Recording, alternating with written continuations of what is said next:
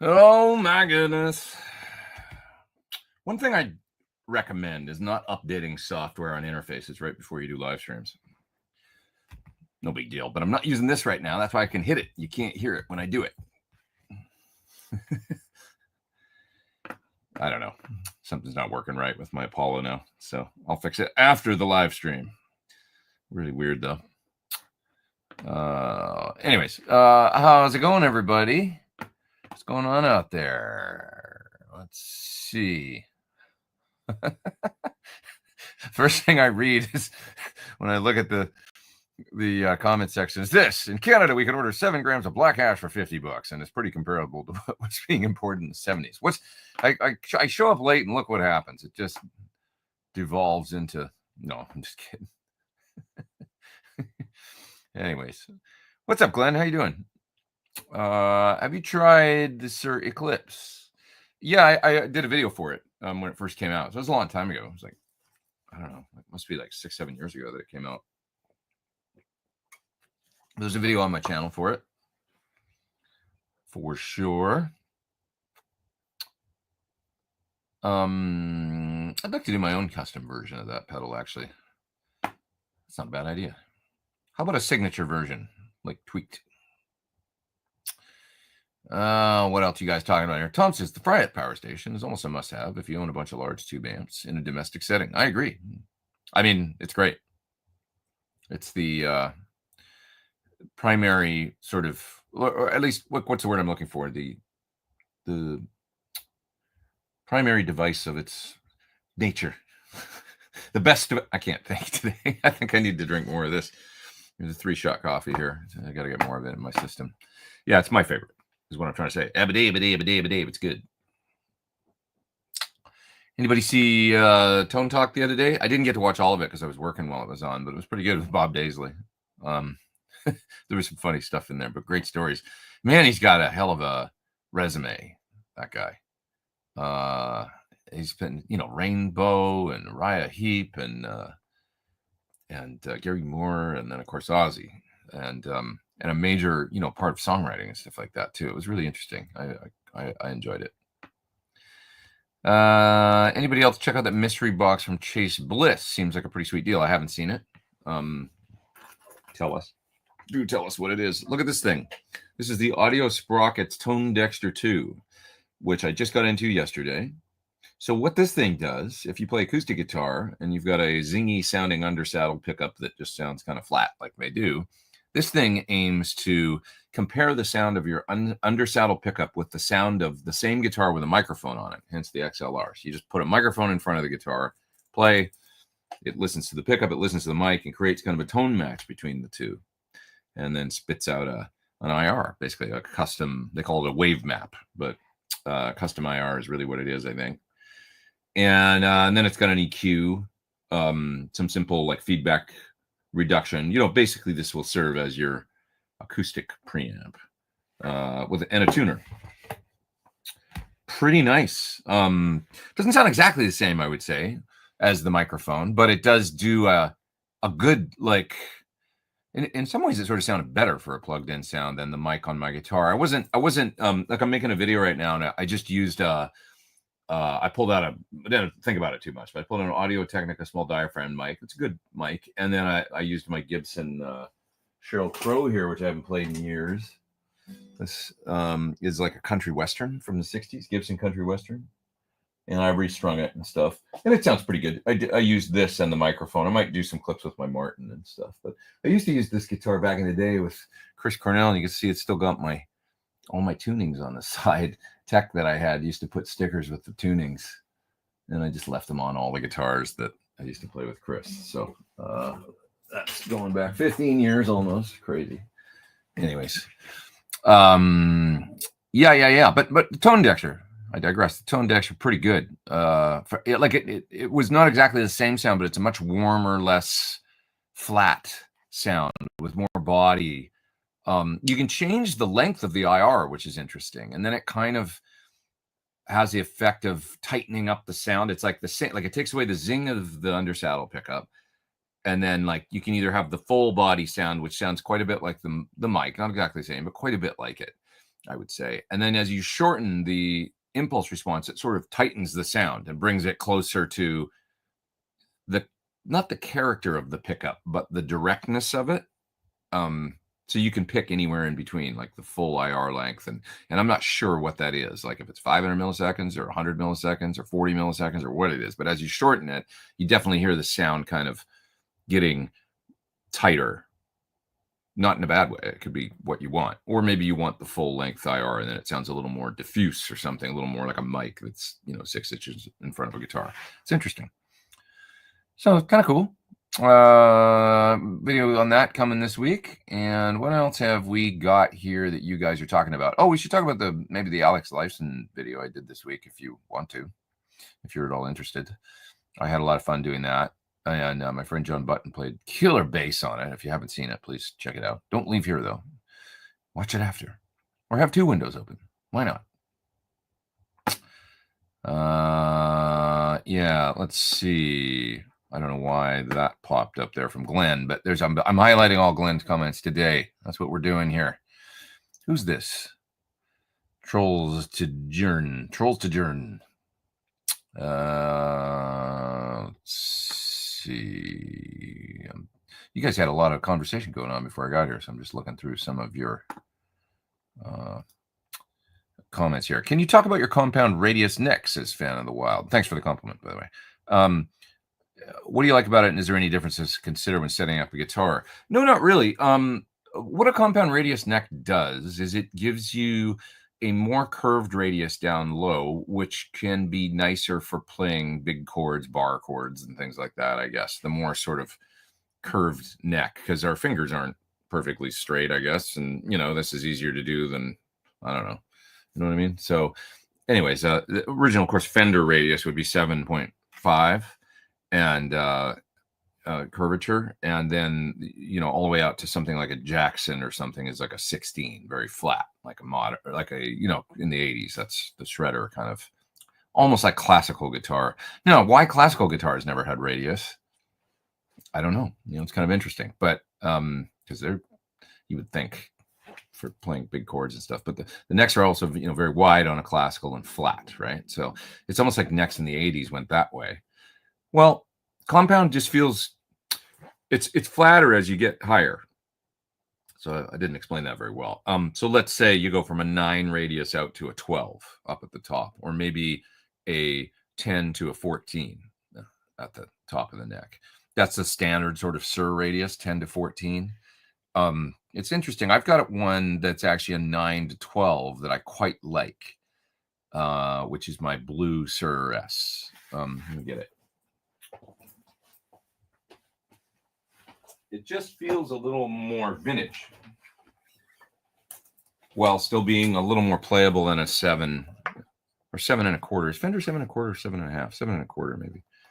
So down here, this is a 9, and then as you get up here, it's a 12. So this would be like sort of modern Fender Strat from the 80s to 90s up above the 12th fret, 12-inch radius up here. But down here, as you get lower and lower and lower, it gets to it becomes a 9. And it definitely, I like it, especially on a Strat or a Tele. It just feels like more vintage. It feels more right somehow. I don't know how else to describe it. Radius on guitars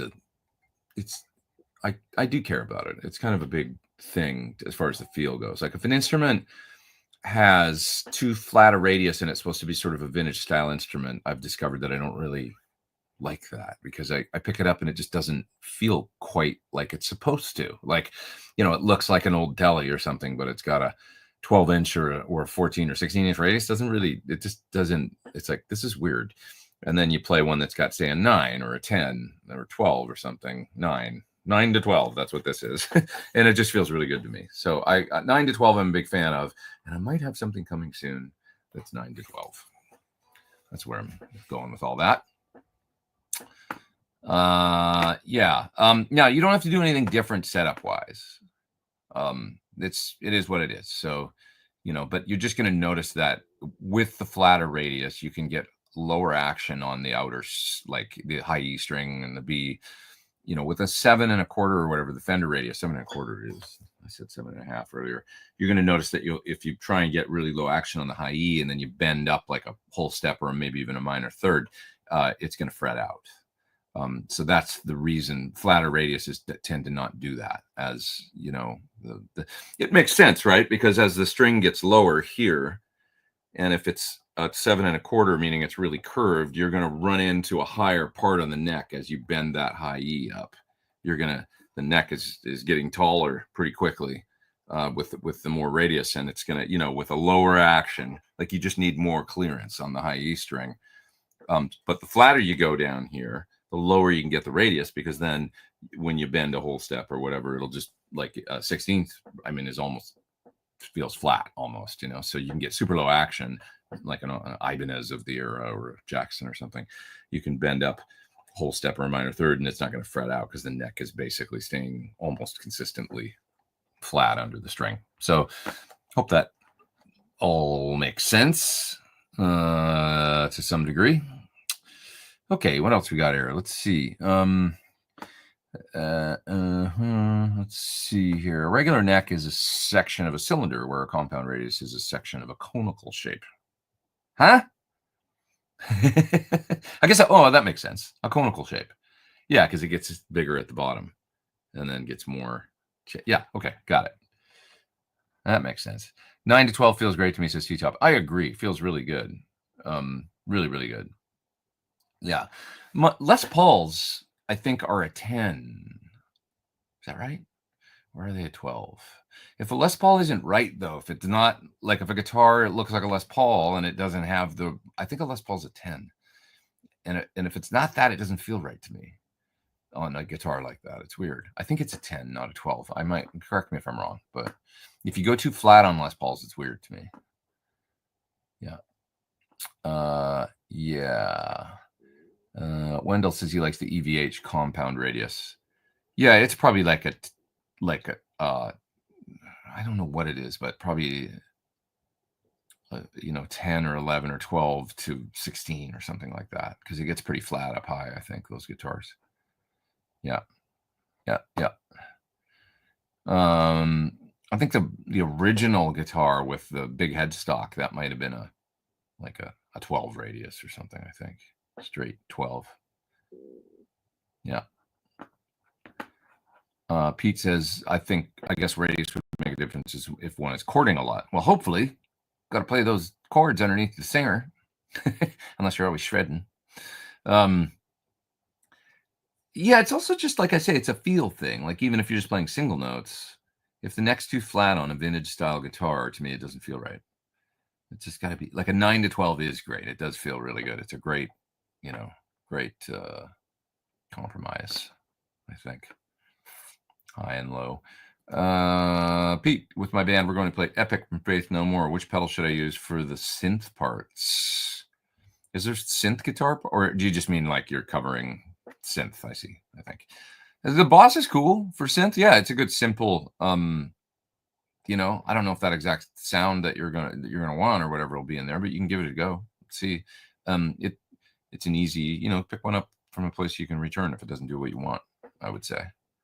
Also a line 6, like a Helix Stomp or something.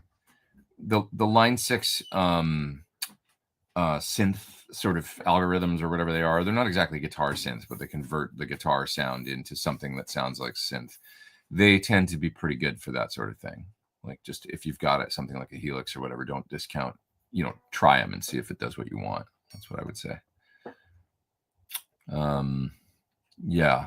Those are the two. I would try the Boss, and I would try line 6 Helix kind of synth algorithms. Yeah.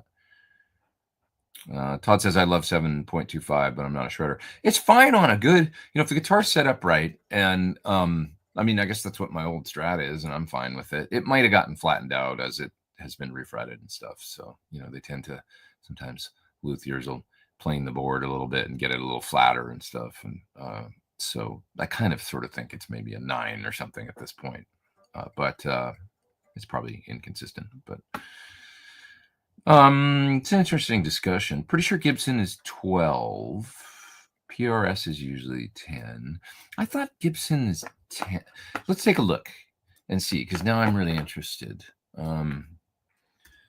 What is the fingerboard radius of a vintage Les Paul? Let's see what they come up with here. Oh yeah, 12. It says it's 12. 12. Interesting. I thought it was a little more than that, but okay. Wasn't sure. I mean, I thought it was a little more curved, not a higher number. That's what I meant. Do you notice the scale length difference much between 24 and 7.5 and 25.5? Yeah, big difference. Big difference in sound, big difference in feel. Snap. You know, I once met Billy Gibbons at Trader Joe's in Studio City, California. And I was in line with him. And I said, I have to say hello to you because I've been a big fan for many, many, many years. And he said, are you a player, son? And I said, yes, I am, sir. And he said, I'm not making this up. This is exactly how the conversation went. He said, are you a Gibson scale player or a Fender scale player? Like, not do you play Gibsons or do you play Fenders, but the scale. I loved the question. I thought, that's awesome. It was so specific and interesting. And I said, well, that's interesting because I just had a Sir built, actually. This is a long time ago, but it was maybe 2009 or 10 or something. And I just had a Sir T built, and it was my first guitar that I had built maple top, mahogany body, mahogany neck, rosewood board, but bolt on. It was T style. I still have it here. It's a great guitar. And it was the first one that I sort of had that was that same wood combo that my signature guitar is, the original one, the double humbucker model, my H8 standard model. So it's all Gibson style, you know, Les Paul style woods, right?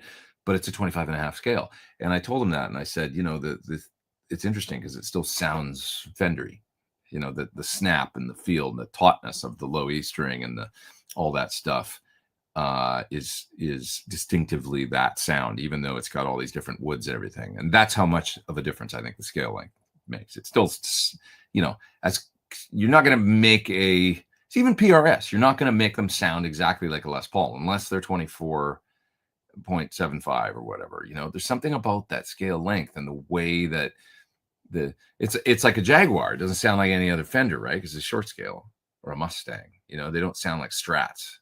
It's a different thing. They've got a little slinkier, like squishier thing or something. I don't know. Same thing with a Les Paul. It's just different. It doesn't have quite the snap or something of the longer scale. So that's what I think. Yeah. Let's see. I've got one of those Mockingbirds, like BC Rich from the mid 2000s, made in Indonesia, that was Les Paul scale and radius along with the 4-knob layout. Weirdly, a Mockingbird is what got me into Les Pauls. Oh, that's cool. They're cool. I mean, BC Rich, man. They had a thing. I had a BC Rich back in the day. It was also an import made one. I think it was Korean. It was a BC Rich bitch from, it was a pink. It was like fuchsia. I wonder what happened to that guitar. I forget like what I did with all my guitars, you know. It's crazy. The one that I really regret letting go of from that same era was a Kramer, though. It was a Pacer with a Blueburst body. First guitar I ever had with a Floyd. Totally cool. Single bridge humbucker, chrome Floyd, Blueburst, you know, black around the edges and blue in the middle, and a single Schaller humbucker. And that guitar kind of kicked ass. I wish I still had that guitar. But I can't even remember what I did with it. Like, I traded it for something. Probably my Hamer, because I had a Hamer Chaparral after that. And I bet I traded it for that. And I didn't end up liking that guitar as much. I also traded that guitar. Got other stuff. So anyways. Oh, that's interesting. That's probably a pretty good suggestion. Source Audio makes a great synth pedal. Yeah, they'll probably have something pretty cool. I bet probably Chase Bliss has something maybe too, you know, that does that kind of thing. Maybe. But in a quick, you know, in a pinch, if it's just for a cover song live, you know, if you've got a Helix, you can kind of get there, or a Helix Stomp. I think they've got pretty good synth algorithms in there. Come up with something that works. You know, you might not have to. Yeah, the Helix Stomp sounds are all pretty damn good. Yeah, they're good. Yeah, I agree. And the synth stuff is credible in it. I want a guitar synth that can do Depeche Mode violator sounds, low and higher tones. I'm not a big like having we're talking about this, but I don't have a hell of a lot of experience with guitar synths. I mean, Roland, you know, has been the primary proprietor of guitar synths forever, and I've done a couple videos for them. I did a video a while ago for a guitar that had the Roland pickup built in, and I used the Roland, you know, whatever GR300 or whatever the heck it's called, like modern sort of synth. You can watch that video on my channel. Just search my name on YouTube and guitar synth, and it'll pop up. But you can kind of hear what I did with that, and that's like, so then you can, that's sort of the latest version of the Roland synth, and then the SY1 was the other one that I did, which is the little it's like a single, you know, format Boss pedal, typical Boss pedal that does some synth stuff that's pretty cool, and it doesn't require a certain pickup or anything. The other one does, right? The little guys just sort of takes the, you know, the guitar and converts the sound into synthy sounds, you know, whatever you put into it. And so does the Line 6, basically, when you're doing that. So Tom says, the Silver Sky surprised me. I've said that, but I never thought I would like a radius like that. Yeah, it's super vintage Fender. Yeah. Yeah, can work.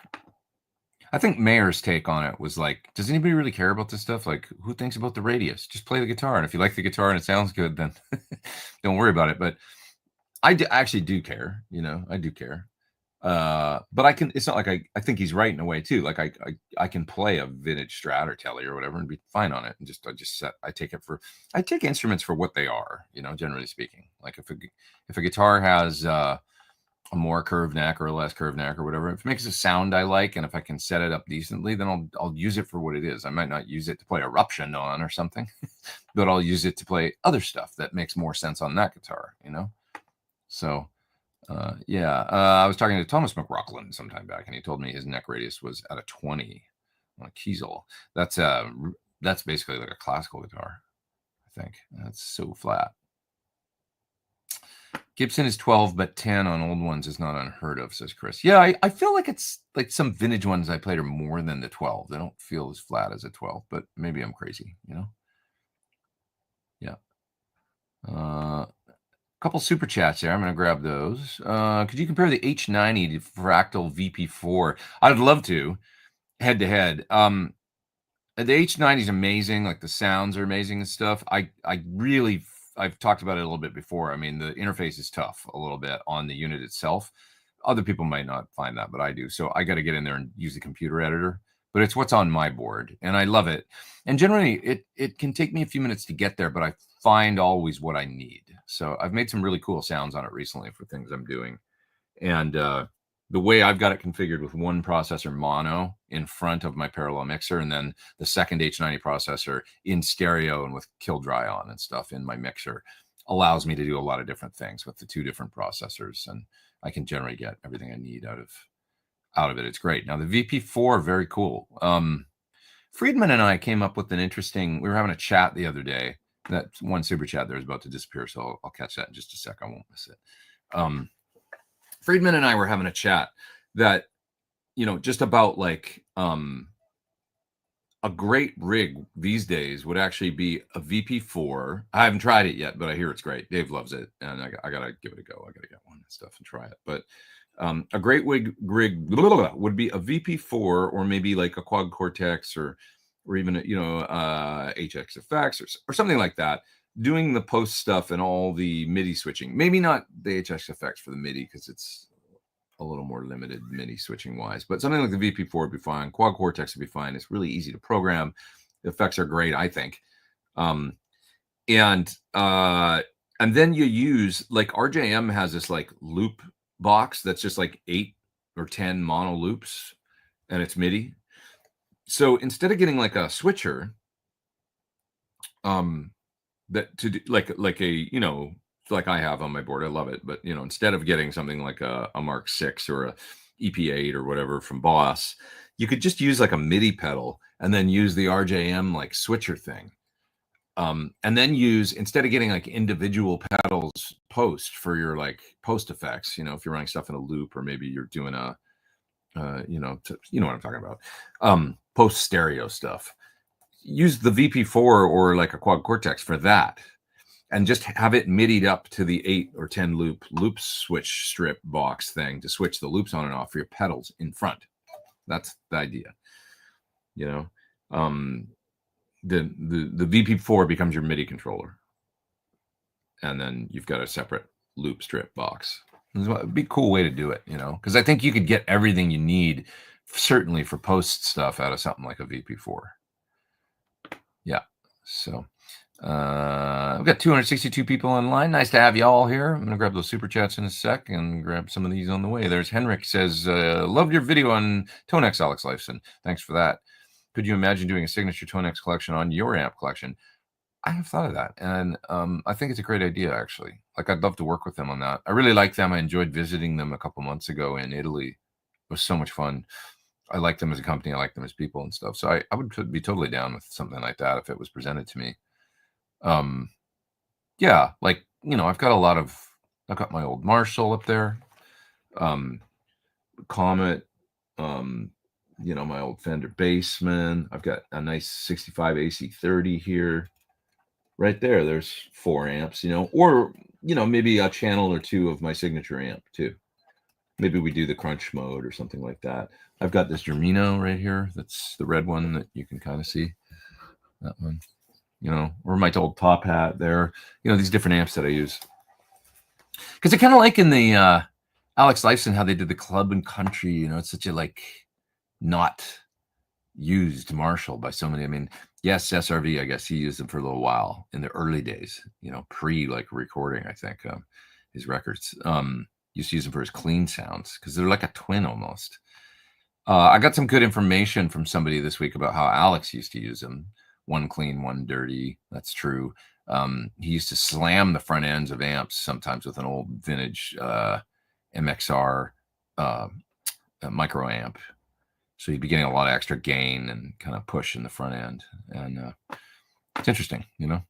So, but I really enjoyed making that video and coming up with that tune and stuff. And I do like the collection. I think sounds great in the video. I mean, it's like, you know, when I use things like that in the context of a song that I'm writing, it's like, I could use this. I could totally record with this. You know, I always feel that way, that there's so many great ways to get to getting work done these days and having a song finished and stuff like that. You know, there's so many ways to make it happen. So unfortunately, I dropped my Rupert Neve bobblehead, and now Rupert is headless.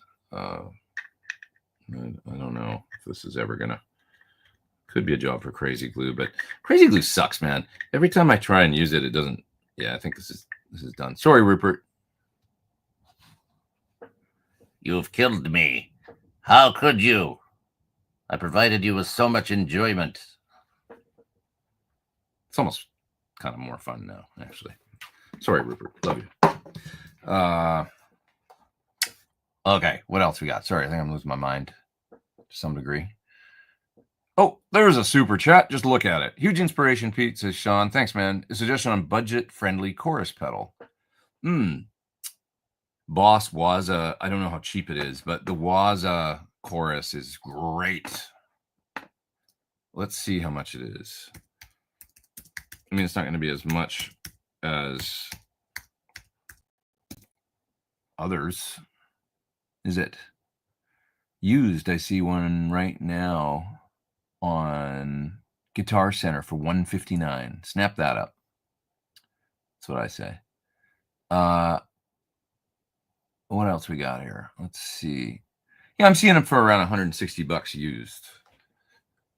I don't know if you want to spend that or not, but it's not a terrible price, is it? If you want to go really cheap, I don't know. One of my favorites, the one that I have on my little second board, is this one gives you, I think, the ability to do stereo, right? Yeah, it does. So that's cool. But I love the Anodyne chorus from Providence. Oh, and I see some used for $150. I think the one I have, no, that's it. Mine's different. Mine's a 3-knob one. I'm seeing some here for $150 with just 2 knobs. Probably sound great though. The 2-knobber, I'm sure, pretty good. But my take on it is that it's fantastic, and I like the 3-knob one. I have that. So anyway, there's a couple suggestions there. Use Anodyne Chorus from Providence or a Boss Waza. Do it and enjoy. Paul says he had or Pete, sorry, says he had a bright yellow BC Rich back in the day. Oh, got stolen. That sucks. I'm sorry to hear that. It's not good. Chris says Neil Giraldo has BC Rich Eagles with Bigsby's. Really? That's cool. I've never seen a BC Rich with a Bigsby. Interesting. Stuck between a Tonex and a Boss GX100. Don't really know the GX100. Let's see here. I'll look at the features and stuff and see what it is. Yeah, okay, this one. Yeah, I've seen this one. Well, I would say the GX100 is going to offer a little more in the way of, like, if you just need a very flexible, super flexible device.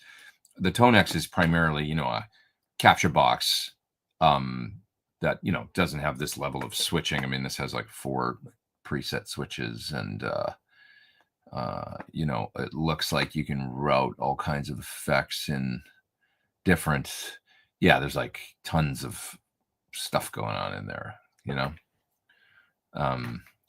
There's more stuff in it, so it just depends what kind of versatility you need. But I haven't tried this one, so I don't know. Good question. $4.99. Tonex. How much is Tonex? It's less than that, isn't it?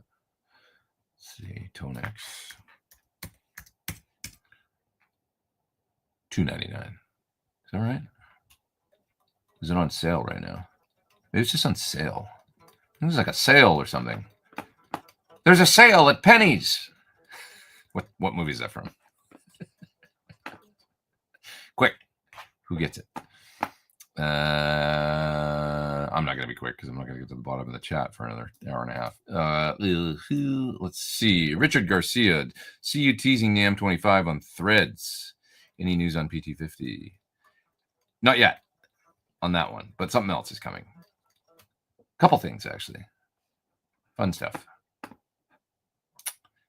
Any thoughts on Reverend guitars? The new Greg Koch Strat seems interesting. Uses Fishman Fluence. Yeah, he likes the Fishman. I've got Fluence in one guitar. They're pretty cool, I think. It does a thing, and they're very, very quiet. They're actually in that red Sir that I mentioned earlier that I've had for so long, the Sir T. Put the Fluence in there, the real high-gain modern ones, to have a very modern and very quiet guitar. It's super quiet. My quietest guitar I own, like buzz-wise, noise-wise. Greg is just absolute monster on guitar. He's crazy. So good. Jaguar is the one with 3 switches. The Jaguar has, is it 3 or 2? The Jazzmaster has, I don't know. I can't remember how many switches on a Jaguar, actually, because I've never owned one. I've never owned a Jazzmaster or a Jaguar. I almost had a minty Jazzmaster, 65 Jazzmaster for $1,500 back in the late 90s. And then I just couldn't come up with the $1,500 at the time. Wish that I had, because it was like an under the bed, super nice condition Jazzmaster. And all these years later, those guitars are quite popular now. But a Jaguar, 2 pickups, like Johnny Marr, Fender Jaguar. I can't. They have the extra knobs on them. Fender, the roller ones. Let me see. Don't they? Squire, classic vibe. Fender Vintera, 7/8. Fender Johnny Marr. Love Johnny Marr. See a good picture here of one. No, it's the 2. Yeah, so what is it? Yeah, the extra switch. You're right.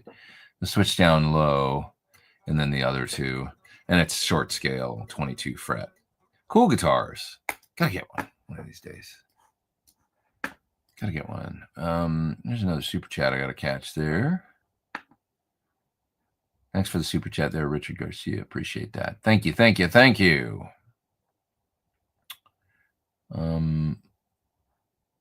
There's a half a question there. Paul says, after playing the Cali 76 FET, how did it? How did it what? Follow up. Tell us.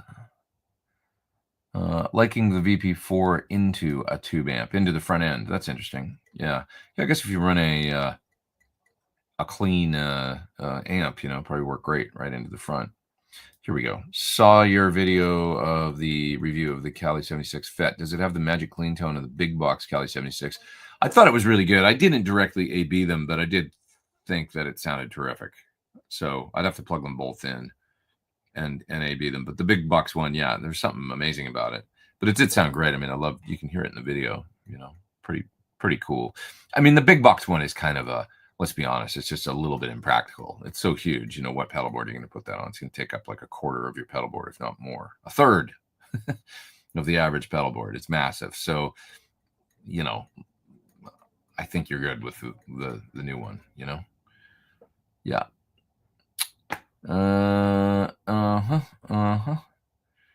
Okay. How many true bypass pedals start to suck the tone? Well, in theory, I mean, with every single pedal that you add that's true bypass, you're going to get a little more capacitance. And there can also be other factors like the, impedance anomalies and things like that from pedal to pedal. But, generally what you want to do, I mean, we got really deep a little while ago into this one board that was getting done in Dave Friedman's shop. I was in there and we were listening. He had a lot of different Boss pedals on there. And some Boss pedals did things that other ones didn't. It was really interesting. I always thought, oh, well, Boss pedal's a Boss pedal. Like they've got their standard buffer in there and it is what it is. But some of them, when you actually started measuring them, we actually saw a little bit of like older ones and different things, a little bit of like a level drop or something come out of them. It was like interesting. I was like, oh no, not another thing I have to think about, So what seemed to solve all that and just kind of clean it up and make it all work was a buffer at the beginning of the board and a buffer at the end of the board. That seemed to drive real strong all the way through. And I think the buffer we used at the end of the board had a little it might have been like buff puff style that had like a knob on it. I can't remember exactly, but I think like a boost, where you could, the buff puff from Tone, what the heck was that company? I don't know. It was a Dave Friedman design, but anyway, it's a buffer that basically has a built-in clean boost so that you can kind of, buffer as well as add some gain. And with that in line, then you could switch the board in and out and it sounded basically the same as if the board wasn't in line. So it's just something to consider. But I would say you want to just not think about it too much and make sure you're cool. Use a buffer at the beginning and a buffer at the end. Now, with the caveat that if you've got a fuzz or something that is sensitive to buffers and wants to see the high impedance output of the guitar, put that first. If you've got a Univibe or something that wants to see the high impedance output right out of the guitar pickups, put those first. Then put a buffer, the rest of your pedals, and then maybe a buffer at the end of the board. And you should be just fine then. Nice, strong signal, clear, without too many noticeable artifacts. That's the simple, short answer, I think, because that's what worked with this board, It was like one buffer wasn't enough. It needed to have the one at the beginning and the one at the end in order to make it work for whatever reason with that particular. It's very case dependent though. So I think, you might not need any if you've got a certain pedals on your board that already have quality buffers, so. Is a VP4 just pedals, no IRs or amps? That's a great question. I think it's effects, and you can run it 4 cables. So there's distortion, overdrive boxes, and compressors and things like that you would run in front in there, as well as there's stereo delays and reverbs and things that you would run post distortion. So you might use it just right into the front of an amp, or you might use it all in the loop of an amp, or you might use it 4 cable. The only limitation that I know of is that with 4 cable method with it, you're stuck with mono. Then you can't do stereo. So I was sort of thinking that the way I would probably use it is with like I said, like a simple loop switcher or something in front of an amp running some pedals, 2, 3, 4, 5, 10, probably somewhere in between that, probably like 7 pedals in front, regular overdrives, distortions, fuzzes, compressor, good stuff like that. And then have a, send out to the front of the amplifier and then run the VP4 in a loop. something with like a PT15 or PT100 or two PT15s, two PT100s in stereo. That'd be a pretty great rig. You could do just about everything with. What are my thoughts on the Headrush Flex Prime? Well, I don't have thoughts yet, but there is one sitting here, and I have to make a video, so that's coming soon. Yeah. My two Strat style guitars are Yamaha Pacifica, the mid-range model, and a GNL Comanche. I remember those, pretty different sounding. Well, variety is the spice of life.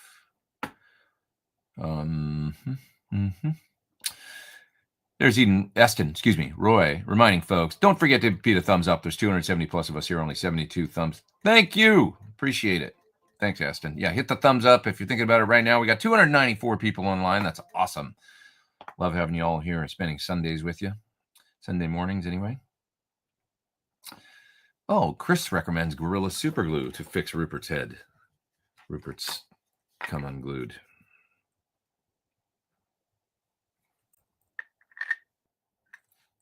Sad. This is going to be headless. That's the way it goes.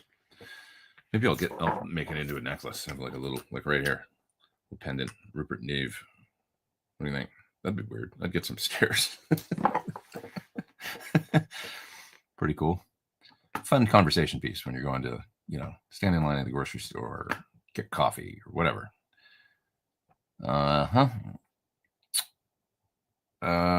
Okay. TC Electronic Corona chorus. That's a good chorus. Yeah, I like it. It's digital. It's different. When I think chorus, but I don't know. I'm always like analog. If pedal, like I always think analog, but I guess there's some great digital boxes out there too. Like a single-use sort of chorus pedal. I'm always like, yeah, of course, C2, Waza, or like I say, the Anodyne, or a small clone, or whatever. But yeah, watch your video on the TC 2290p delay. I really want that one. It is good, man. That pedal's neat, and one of the most cool things that it does is that simple split thing that Patricia used it for, where you input sound to it, and then you can set it so that it outputs the dry signal only on one side, and then you can do a delay on the other side of like 7 milliseconds. Man, it did that well. I've tried to do that with in different ways over the years. Like, in other words, get a big stereo split. So that if you're playing like rhythm guitar live and you're playing metal or something, you want a big wide sound, That's what he used it for. And boy, does it ever work. Like, it sounded super cool in that mode. Really neat. But then all the other, the mod delays and stuff that it does, that's all fun too. It's its own thing. It's not an SD 3000 or, it's got its own thing going on. Pretty cool. Pretty cool indeed. There's that super chat. Fractal versus QC. Oh, this is my least favorite question, T-Top. Fractal versus QC versus Helix versus Kemper. Oh, just kidding. Hey, you got me. I looked at your name and I was like, wait a minute, you know that I don't like this question. And then I read the rest. Thanks, man. Appreciate it. Thanks for the super chat. Thanks for letting me off the hook, too. No, seriously, they're all good. Like, I like them all. They're all quality. I always say it's like driving Mercedes, Lexus, BMW, whatever, just take your pick. They'll all get you from A to B in style. It's just whatever your preference is. Oh, I like where the door handle is on this one. Well, I like the steering on this one a little better. They're all good. Yeah. Can you get the amp to sound with cab simulation, let's say with 2-note captor? Okay, can you get the amp to sound with cab simulation with a 2-note captor, not to the PA? Huh? I'm trying to understand the question. Can you get the amp to sound with cab simulation, let's say with a 2-note captor? I don't understand that question. Yeah. Can you make? Sorry, you got to ask it a little clearer, Frank. I want to engage, but I can't. I just don't understand exactly what you're asking me. Anybody else understand? Tell me if you do, and I'm missing something. I totally want to answer those, so hit me back and try and just phrase it a different way. I think I'm going to wait till the DSL-40C goes on sale. There's a sale at Penny's, and then spoil myself. this good as my very first tube amp. A DLSL 40, I mean, back in the day, I remember them, the originals. I don't have a lot of experience with the new ones, but I assume it's a very similar circuit. They were good. It was basically a 40-watt DSL in a 112 combo. Yeah, first tube amp, sure. The old ones, I remember they had a little bit of, I think there was like a criticism of them running kind of hot, and they were maybe like not super reliable, but that's back then. If we're talking about these new ones, they probably licked that problem because they don't want to deal with returns and things like that. If you like the way they sound online and stuff, I would say go for it. You know, I've played the old version 20 years ago. That's the last time I played through that amp, but and I thought it sounded a lot like my you know, DSL 100 that I had at the time. There's a super chat from Arthur. Now I can't stop listening to Mannequin Pussy. This is this great band that I found. Oh my God, they're good. They're so 90s and they're so good. Like really, really great band. Kind of 90s grungy punk rock band that are just, they're just cool. They're just cool.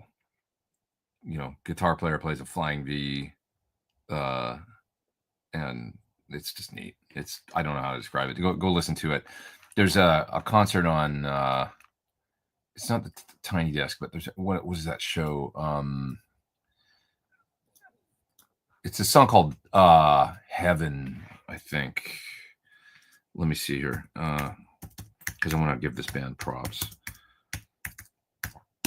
So let's look on YouTube or something. I got Heaven. That's what the song is called. Just check it out. Watch. There's some live videos of it. Of course, they're on Epitaph, which is a cool label. I'm not sure the show, but I found a live version of it. It's on my threads. You can see it, and it was like I heard it once and I was hooked. I was like, oh my God, that's a great song. Really, really good, and just a cool band, a real band, for God's sakes. No tracks. Music, guitars, bass, drums, vocals. I've been curious about the 80s, 90s EMG loaded strats the session guys use. What do you think of those EMGs? You know, I quite like them. I have one here. Let me show you mine. My version. It's back there. Oh, it's a little tough to get to. I need more space. So here's my classic that I kind of influenced by, you know, the Lukather or whatever sort of era. But it's got the same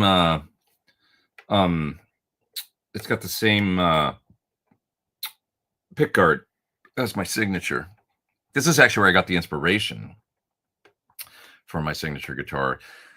I got this guard from EMG. They sent it to me loaded. And I was like, that guard actually, I think is going to look really cool on the guitar. I was just going to use a black guard, but I'm not a pearl person usually, but it looks so good with the silver, you know? So anyway, this guitar has it's the typical, I think it's an 81 in the bridge, and then the essays. 85 is the hotter one, right? So I think it's the 81. It's the more sort of normal PAFE strength one. But good. I mean, I thought that they sound good. They don't sound exactly like Strat pickups or whatever, but they basically do that thing, and it's its own thing, you know. They're pretty quiet, and of course it's buffered right out of the guitar, so you have that. I don't know how to describe it, but they sounded less different than regular single coils than I thought I was going to think that they did. That's what I'll say, you know. It wasn't some sort of shocker to me. And when I thought about it, I had to kind of rationalize that, like why I felt that way. Why weren't the EMGs more different than regular single coils? And the reason that I came up with is that I think that we're also used to using buffers and stuff these days, you know, like, so the big difference coming out of a guitar like this in 1984 or whatever with EMGs and active pickups would have been buffered straight out of the guitar. And guitar players weren't hip to true bypass and buffers and like whatever, you know.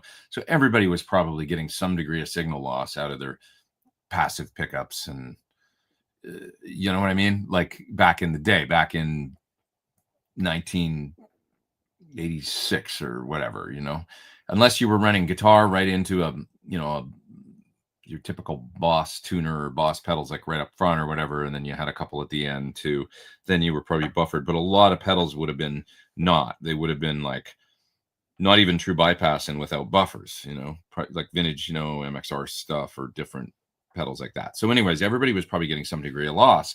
And then when they plug in a guitar like this, it's like, oh, it's so bright and sterile or whatever, right? And actually what was going on was, I think, a big, besides the active thing, because but buffered right out of the guitar, I think, was a big part of it.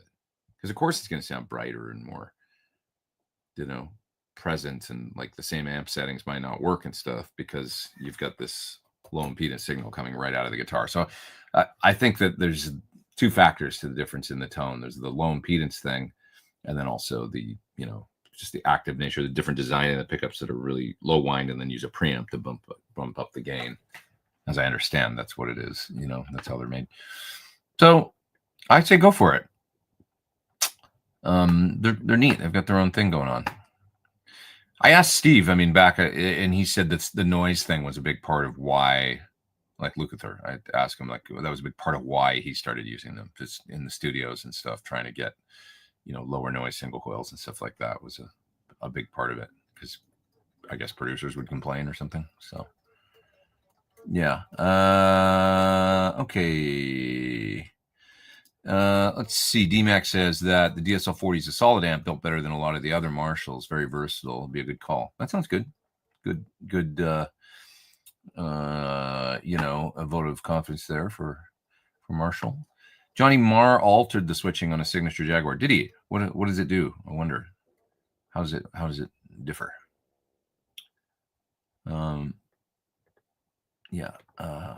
Okay, what else we got here? Chris says you got to check out the Parcels Live Hansa Studio 1 hour live off the floor. What's that? What is that you're speaking of? If anyone's looking for wet dry wet splitting solution, the Lechley P Split 3 is awesome. That sounds interesting. Good plug there for that. Let's see. What else are we talking about here? Switch between straight in and through your board and see if there's a difference. Yeah, when it comes to, yeah, that's exactly right. You can put your whole board on a loop. There's ways to do that, like a just kind of simple loop switcher, and you can switch the entire board in and out of line and listen if there's any loss. Or just, you know, plug into the board and then go into the amp with all the effects off and listen, and then pull the cable right out and plug it into the amp and listen. You know, pull the cable out of the board and into the front of the amp and listen. There'll probably be a difference if you've mostly true bypass, and if you've, you know, because one way you're going to be running like, 18 feet of cable into the pedal board or whatever, and then a whole bunch of pedals, every single one creating some kind of issue if there's if they're all true bypass. And, you know, I remember when true bypass pedals came out, it was like oh wow, yeah, you want true bypass, and it's like, no, that means you're just getting more capacitance, so maybe you want true bypass, but you generally you do want some buffers. Everybody understands this now, but like 10 years ago, even, people didn't, I don't think. You know, buffering, and I made videos on it like 10, 12 years ago, trying to explain. Yeah. Let's see what else we got here. Have you seen or heard any news on Jakey Lee? I know he's supposed to make a full recovery. I heard he's doing well. That's all. I asked, you know, Dave knows and stuff, and he's in contact with him, and he said he's doing well. So that, you know, I actually, I've got Jake's number, and I, you know, contacted him briefly and just said, you know, maybe a week after the incident, said, hey man, I'm so blown away, and I just can't believe this happened. You know, that's the wrong term to use, but I'm just like, so what, you know, I was so upset. Like I remember landing in Tokyo, and I was so like, I was like, what? Like, because, you know, it was of course the same day that he had his, which was great for him, like signature Friedman pedal coming out, and just so over the moon about that, because I don't know, I love Jake. Like, he's a really great guitar player and a really nice guy, and he's just like, it's great to see him getting his credit and that he deserves and stuff. him and Warren, or him and Warren and George, the trifecta of great LA guitar players of that era, of that style of music, that I feel like they are still underrated. And anyway, and then I heard that when I got, like, I was like, what? I remember I was putting the video out for the pedal, and then somebody told me what had happened to Jake in the chat as the video is premiering. I'm like, what are you talking about? Like, how can that be? Like, I was just like knocked on my ass, like I couldn't believe it. And then started to get the news, and I was like texting for, it was 5 a.m. I'm sitting in a hotel lobby in Tokyo, and I was just like, this can't be, like, so terrible. But anyways, so a week or so after the incident, I texted him and said, I was just thinking about you, and I just can't imagine, like, this is, like, how are you doing? And he said, thanks, man. Every little bit helps, like support and hearing from friends and stuff. And he just said, I'm pretty shook up, but Dave, since then I've been talking with Dave, just asking him every now and then. He seems like he's doing pretty well. So, wow, I don't know, man. What a world. But anyways, signature Pete Thorn clocks and colors jewelry.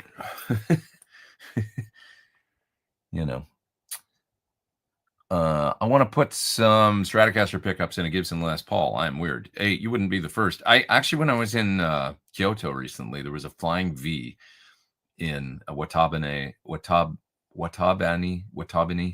think that's how you say it.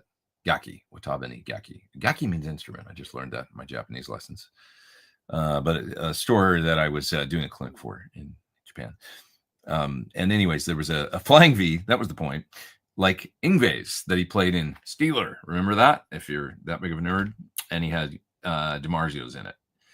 He had single coils in the V. And there was a copy of that guitar in that store. That's so Japan. And I love that about Japan. Just, of course, you'd find that in Japan.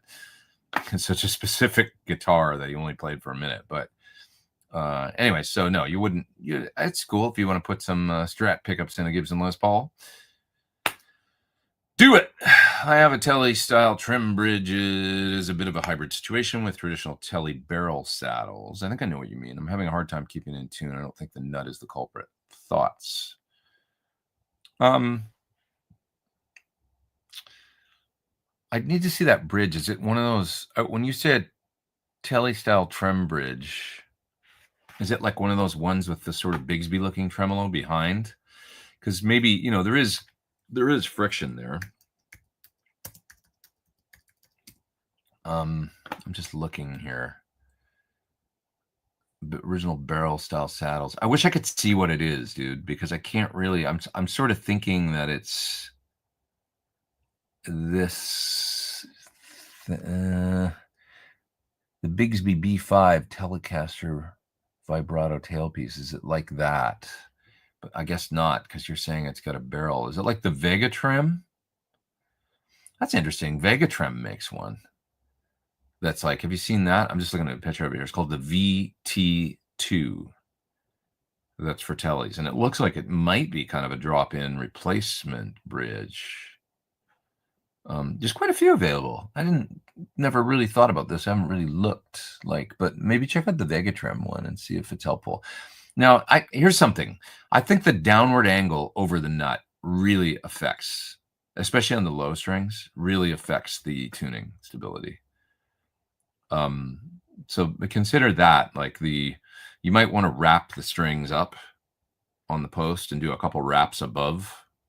You know what I mean? Like, instead of winding down with a bunch of downward tension over the nut, try wrapping up over the whole of the tuner, a wind or something, and just lessen that angle and see if that helps. But a nut is definitely, any point of friction is the problem, or any point where the string lands. Because if you use the bridge, what we have discovered, I think, is that if you use the bridge and if at any point the string lifts off the saddle when you're using it, it's going to come back down in a different place. So if you're dropping the pitch with the trim and the string lifts a little off the saddle and then makes contact again, that's where the issue is, I think, at least on the bridge end. The other issue, connection at the nut, and just how much friction there is there, how well the nut is cut, how lubricated the nut is, all that stuff matters. So there's a few different things to look at. I got a super chat there. I got to grab in a sec. Let's see.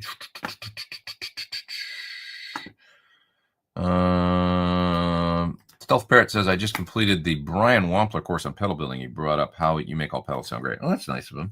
I mean, I really don't. You know, it's like there's pedals that I plug in and I'm like, this just, I can't get a great sound. And then I don't make a video of it.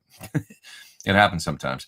Most pedals these days are great, though. You know, I guess it's okay. Like if there's a skill involved that I have or whatever, it might just be like I have a sound I like in my head, and then when I turn the knobs on the pedal, I'm able to dial it into that or close to that. You know what I mean? Like I can, so my whatever EQ balance and things like that. Maybe I'm good at that stuff. Like knowing like, oh, don't have like, you know, a metric shit ton of high end or something like that. And maybe other people like that are less experienced playing or whatever, dialing things, or just like a different thing that maybe the majority of people don't like or something, you know, maybe that's a skill or whatever. But beyond that, I just think a lot of things sound good these days. So it's not hard to get good sounds out of modern gear, you know, including Brian's pedals. I mean, a lot of Wampler pedals is like, plug them in, they're good sounds, you know, overdrives, compressors. He makes good stuff. So it makes it easy, you know. What's your opinion on Triumph? Man, I mean, they were, you know, Rick Emmett, like triple threat, right? Writer, singer, guitar player. He was kind of like Thornley before Thornley back in the day. He could sing his ass off. I mean, he was such a great singer, and probably still is, you know. There's a great video of him recently, and he's in his basement and he's showing how to play, I think, some classic riffs of his, and there's a bunch of beer bottles behind him, which is so Canadian. And I'd love to meet him someday. He seems like a terrific guy, and he looks great. And he still plays great. You know, he's like, it's just kind of like, you know, you know, whatever, poster child of aging gracefully or whatever. Fantastic. And I really enjoyed the band, you know. I like the tunes. They were like the other, you know, alternative to Rush, where Rush was prog and everything. They were more like straight up kind of hard rock AOR, straightforward, you know, Canadian rock trio. Killer. The bass player had a great mustache. Yeah. Yep. Okay. Looking for recommendations to converting MIDI CC to an expression output to control effects parameters on a non-MIDI pedal. That might be above my pay grade there. MIDI CC to an expression output. I don't know, bro. That's a question for Mission. Contact Mission and ask them if they would know how to do something like that on a non-MIDI pedal. I don't even know if that's possible. Like if it's not MIDI, how do you get the expression into the pedal? There's an expression input on it, and you.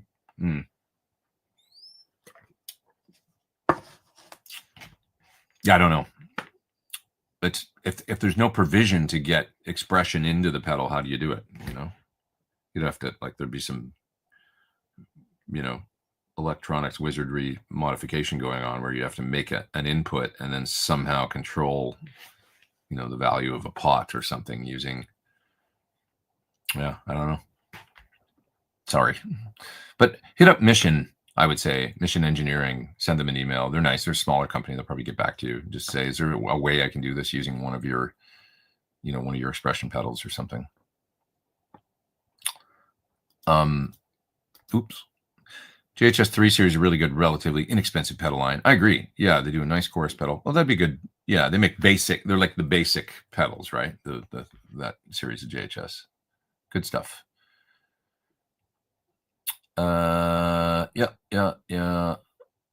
And Lauren's recommending that I use 5-minute epoxy to connect Rupert's head back on. So I kind of like the headless thing, though. Oops, the wrong way, because it's so bouncy that I don't know if I would get it.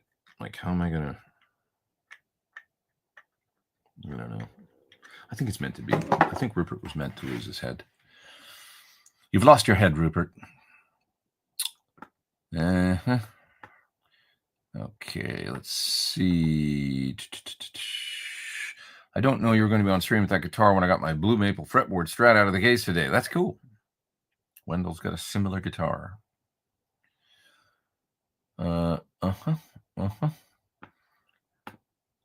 Wants to get cab simulation in a cabinet. Was that question earlier that I didn't understand? I don't know what that means. Like, in other words, you want to like make an already existing speaker cabinet sound like different speakers? I wouldn't recommend trying to do that.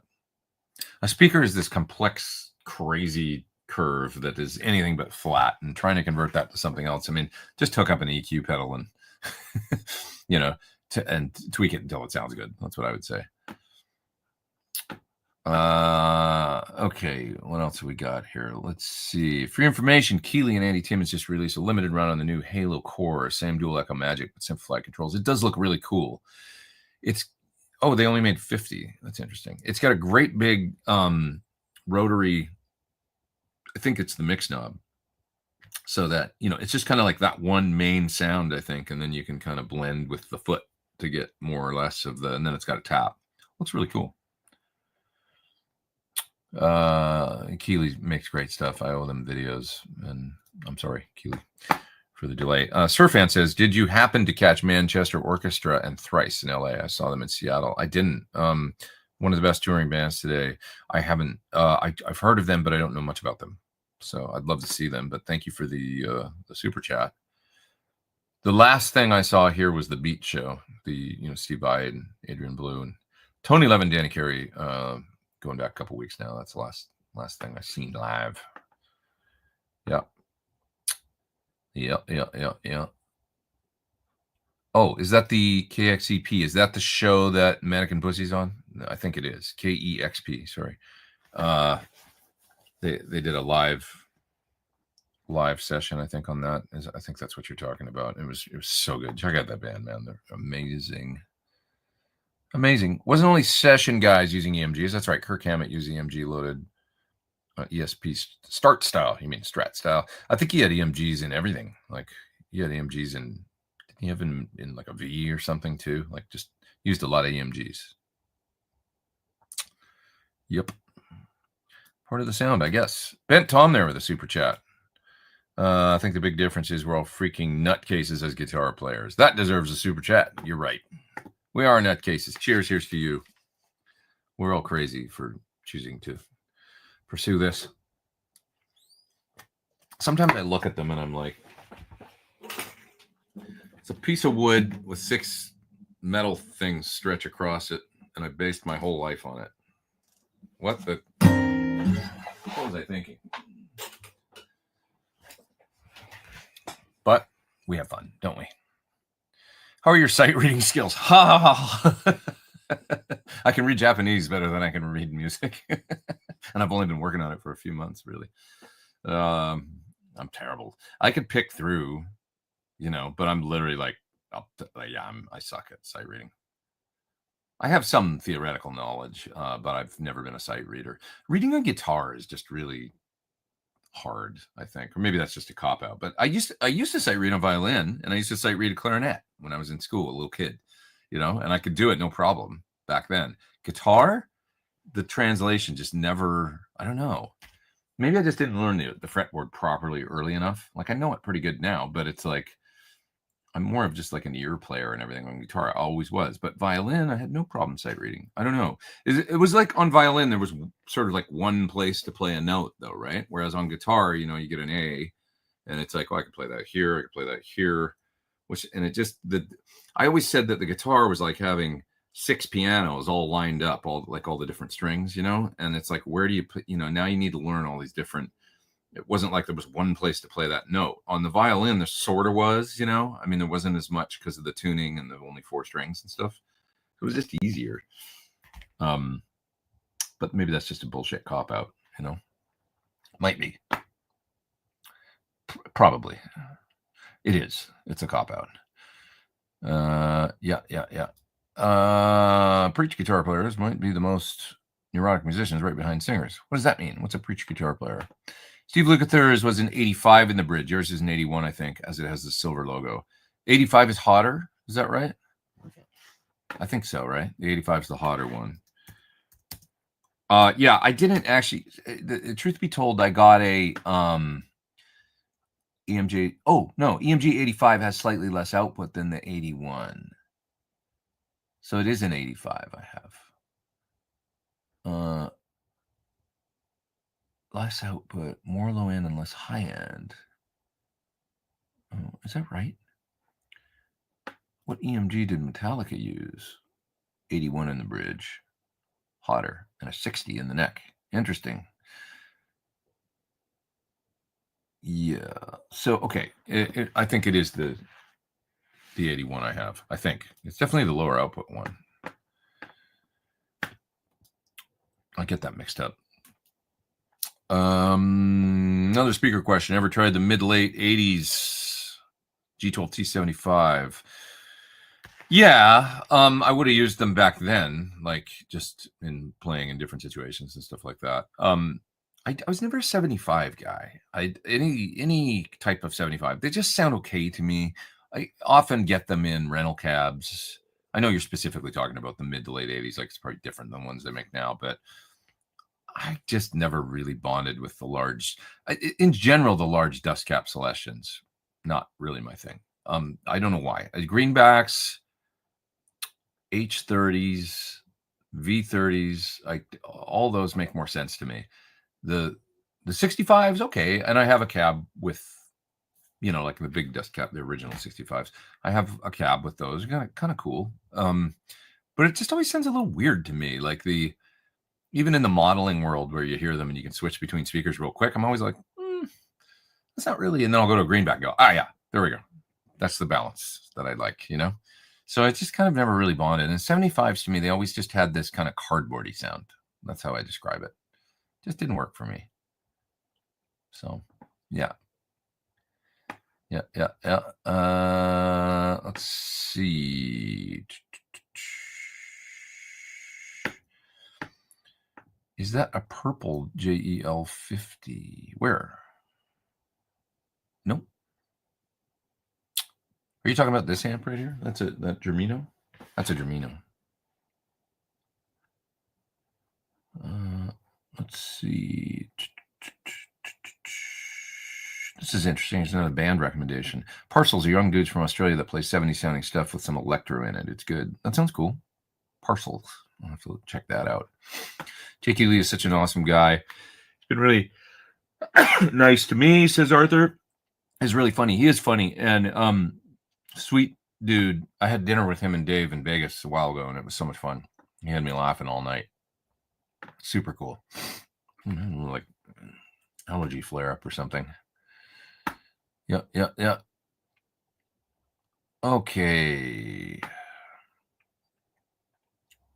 Let's see. Urs says, well, he's got the $5 super chat there, or 5 CHF. Is that are you in Czech Republic? Maybe. Great show as always, Pete. We came a long way using IR as an aux. What's your take on the play and feel when it comes to modeling?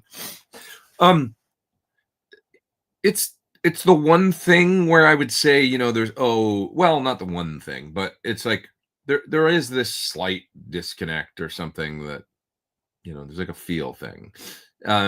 You can kind of nail the tone with Kemper, or sorry, probably Kemper too, but I've got more experience with Quad Cortex capturing and Tonex capturing. So close, right? So close.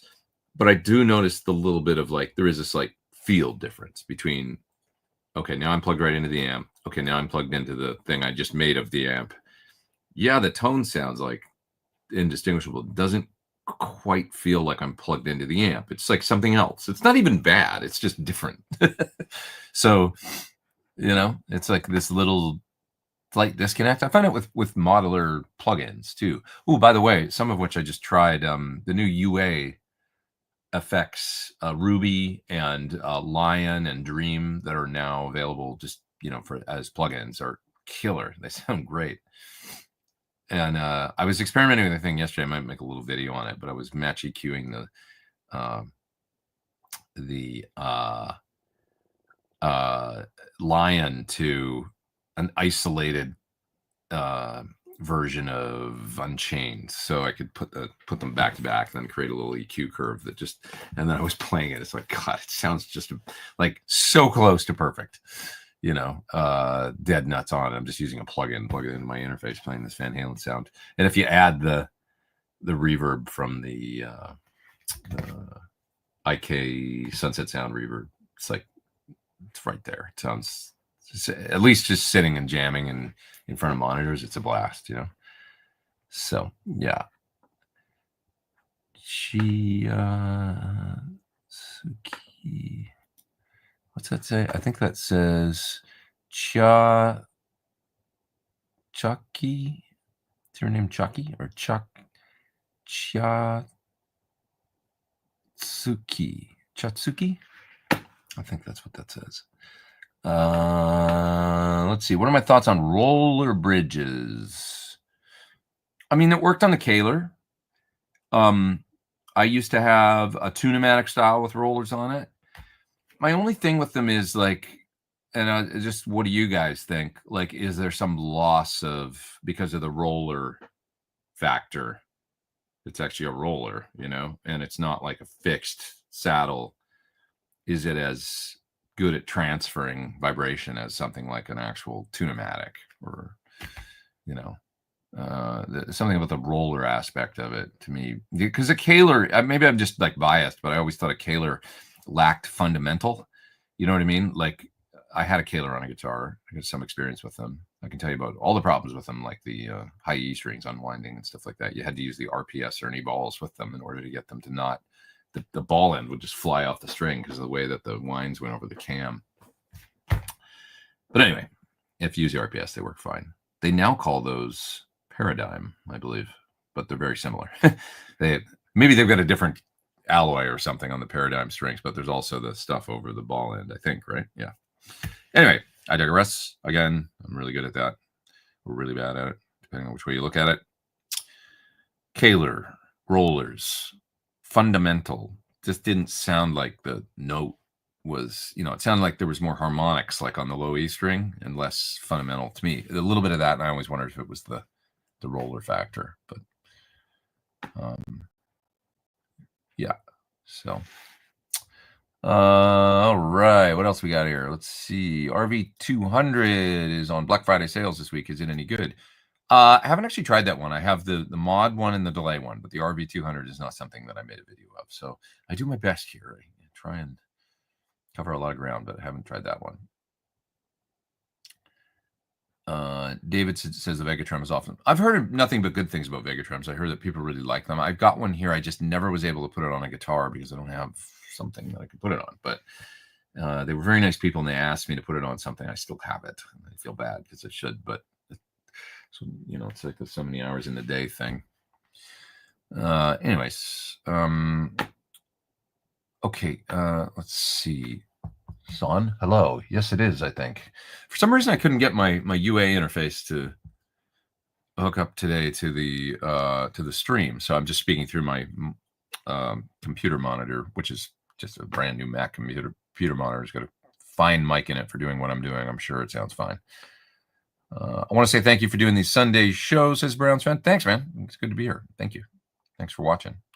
It's great to have. We got 303 people online. I can't ask for that more than that. It's awesome. Okay.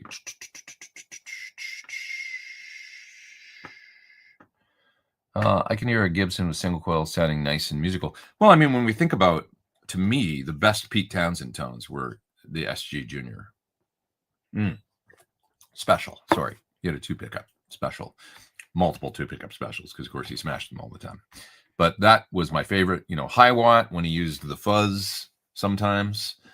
And those SG specials, that was the, you know, live at Leeds. That's the tone, man. Single coils.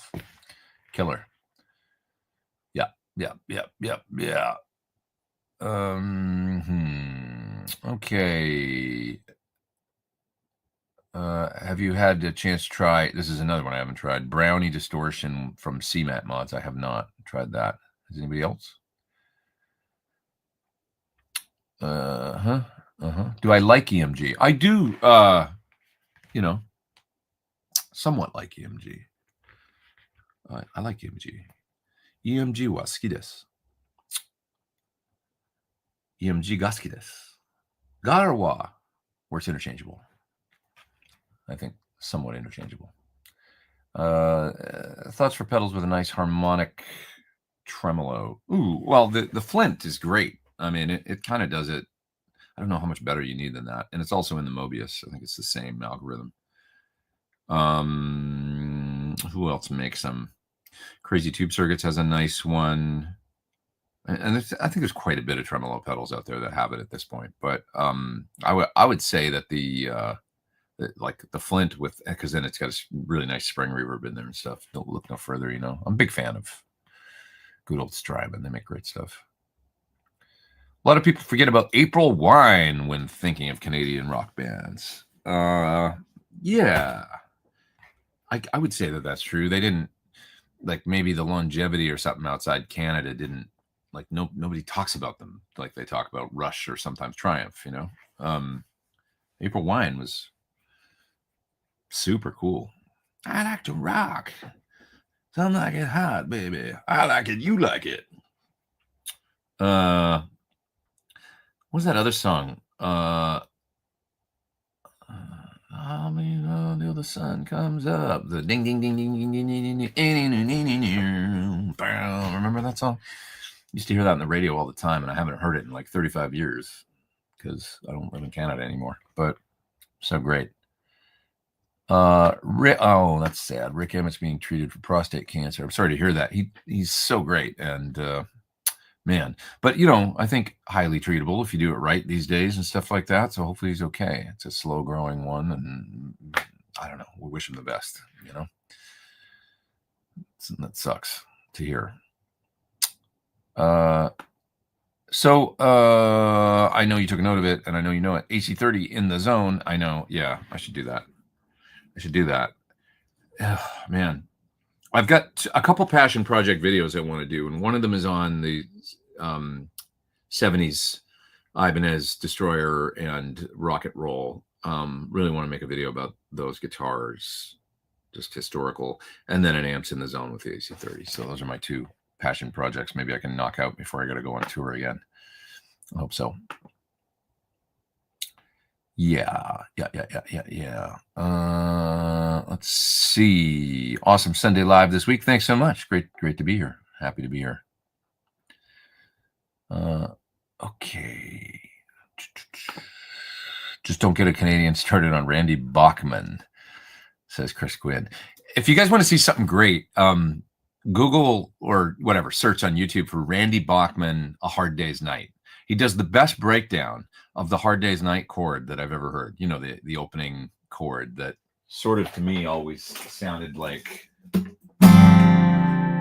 right? But which is I'm playing it as a G sus7, but he does the breakdown of how they did it in the studio, and it's incredible. And he talks about all the different notes that each guy was playing and everything, and how they it's really something. And when you consider like Hard Day's Night early on was such early Beatles, and yet they were already getting that creative and stuff, it's so neat, you know, like, because imagine where they went from there. Like it must have been those early moments when they realized they'd really found something in George Martin, and that he'd really found something in them, and that they'd gotten together, and, you know, that kind of creativity that was not just cookie cutter, you know, we're going to record like, you know, like, because that was the thing. And back in the day, recording engineers, and they wore engineer coats with pocket protectors, and you had to place the microphone 6 inches from the whatever, and, you know, it was like that sort of stuff. But when the Beatles got so creative with George Martin and changed the game, really, and I think maybe that Hard Day's Night chord is just watch the Randy Bachman breakdown of how the Beatles played that chord, and it's so interesting, and he's so nerdy about it, and I love it. He's, of course, you know, a legend, and some amazing tone, of course, you know, American Woman, you know, that iconic guitar sound and stuff, which we kind of take for granted, you know, now, but nobody had a guitar sound like that when he did it, you know, with that much sustain and high gain and all that stuff, you know, and how he, I mean, I guess not nobody, but, you know, it was so smooth and cool, like, you know, such a cool guitar sound. So anyways, Okay. What else we got here? Everybody should check out Manchester Orchestra. Great band. I'm going to give them a listen. Let's see here. I'm going to put it in a Google search so I don't forget. Manchester Orchestra. So that after the stream, I'll go give them a listen and stuff. Check them out. Yeah, thanks for the music recommendations. I love that. Great show, says Roke Camp. Can you walk us through your process recording your demos on your computer? Well, generally speaking, I've got a bunch of projects down here, which means pedals that I'm looking at, and I'll pick one and then I'll put it up on the desk and I'll plug it in and go, okay, what does this do? Okay, this does, let's say it's a delay or a rotary, and maybe it's stereo, and I'll think, I really want to showcase that sound, so the stereo-ness of it and the quality of it. So let's take the guitar, plug it right into it. So I'll go into my pedal board, come out of my pedal board into the pedal on my desk. And I'm using the pedal board on the floor mainly as a tuner, but sometimes a compressor, sometimes an overdrive in front of things, you know, that kind of thing. Mainly it's just for tuning and to buffer and interface and stuff. So, okay, so then I go into the pedal on the desk, and like I say, if it's a delay or a rotary pedal or maybe a stereo chorus, I'll come generally straight out of the pedal and go right into inputs 1 and 2 on my Apollo recording interface right here in front of me.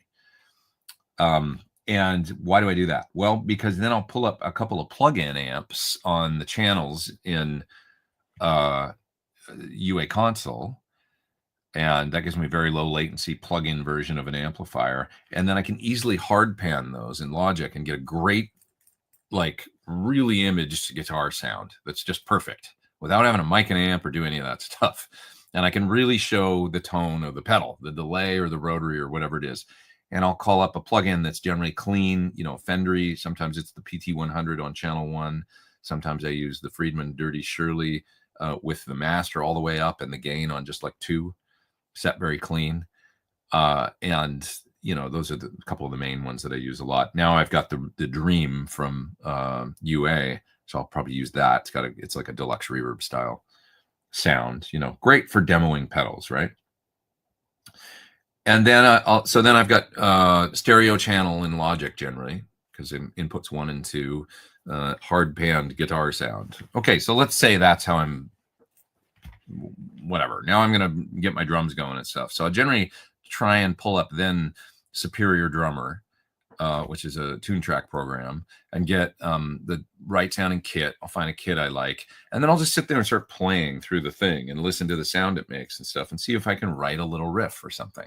And if I get a little riff idea that I like, sometimes I'll record it right away on my phone just because it's easy so I don't forget phrasing and stuff. I'll just pull up the recorder and I'll play it like right out of my monitors here into the phone. So then I've got that just so I don't forget the exact phrasing and things that I'm doing.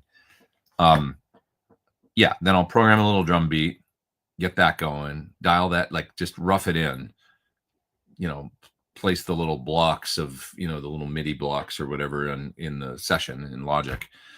And then I might play the first guitar part in the song, like just play it, hold listen back to the phone, go refine it a little bit, get the sound great on the pedal. It's my first impression sound thing, you know, push record, track that. And a lot of times that's where it starts, you know, and then I go from there. Okay, what else can I do with this pedal?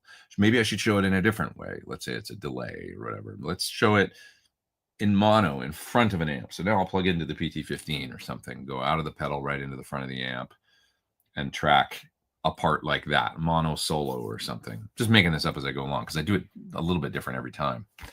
But that's the way it starts. Okay, let's take like an amp, like when I made the video for that, the little JEL 20. I'll get the best raw guitar tone that I can. The best raw, like this is going to be the first impression. People might only watch 10 seconds of this video, but if they do, I want them to go, that amp sounds cool or whatever. The best, like the takeaway from the first 10 seconds of the video should be, that's what that thing sounds like. I have an idea in my head of what it sounds like the listener, you know, that's listening. That's my goal. So I'll dial in the sound and I'll try and write the coolest riff I can come up with that tone. And generally speaking, if it's an amp like that, I'm running it through the power station and then out into my cabinet in the other room, my mic'd up greenbacks situation out there with a 57 and a a mic called a Soyuz 1973. Blending those, I've got those two microphones with tie lines coming all the way into my room here with my BAE dual mic pre here at my desk.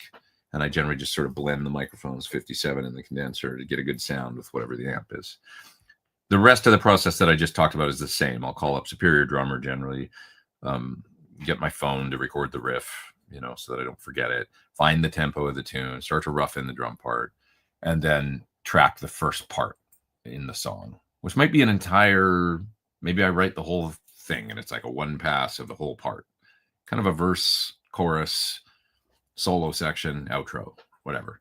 Or it might just be the beginning of the song, the first 16 bars, and then I'll stop, and then I'm going to go into a clean part or something like that. So I don't track the end, that kind of thing. And then I'll go back and for the outro, go back to the distorted part or something and track that. Does that make sense? That's kind of how I do it. And then generally speaking, I'll do the bass last, poor bass.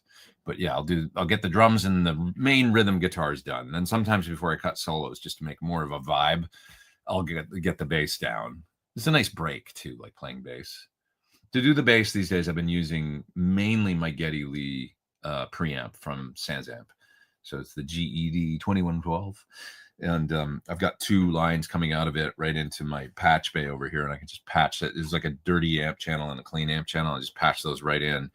And I'll play the bass through that into my UA interface into Logic. And sometimes these days I'm running a compressor on the way in on both the dirty and the clean side, using a little bit of 1176, just a little bit in UA console, virtual 1176. Track both those sounds into Logic. Yeah, that's it. That's kind of how I do it. That was a lot. That was a lot of long ass answer. Let's see here. I'm pretty far back in the chat. I guess I should move down. Let's see. Here's a little discussion back from when we were talking about sight readings. Surfan says that's exactly right. Sight reading guitar is uniquely difficult because there are multiple places to play a given note, unlike piano or single note instruments. Yeah, like it just sight reading for me made total sense on clarinet, which is weird because it's just a series of bizarre buttons and holes. But I just remember I had no problem sight reading on clarinet, when I was in the 8th grade or 7th grade or whatever I was, little kid, like, oh yeah, that note, that note, that note. You just learn where they are, where to put your fingers.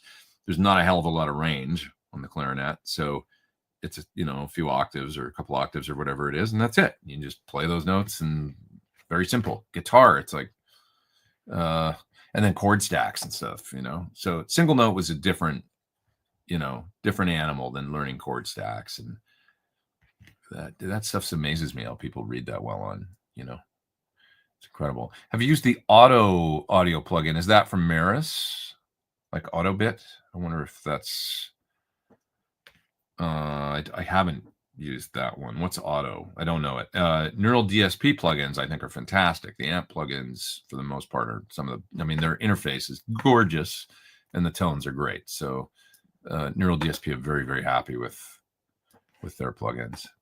Yeah. But I also do like these new UA amp sims. I like how they did it. They're very simple. There's not a lot that you can adjust as far as like mic positioning and stuff, as far as I can tell.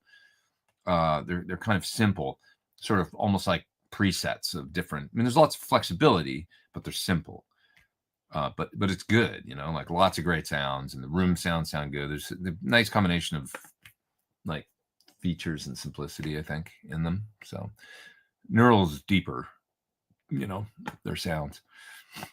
Yeah. Have you ever tried the Vegatram? No, I was mentioning that earlier that I haven't really tried it yet, but I have one here and that I need to put it on something.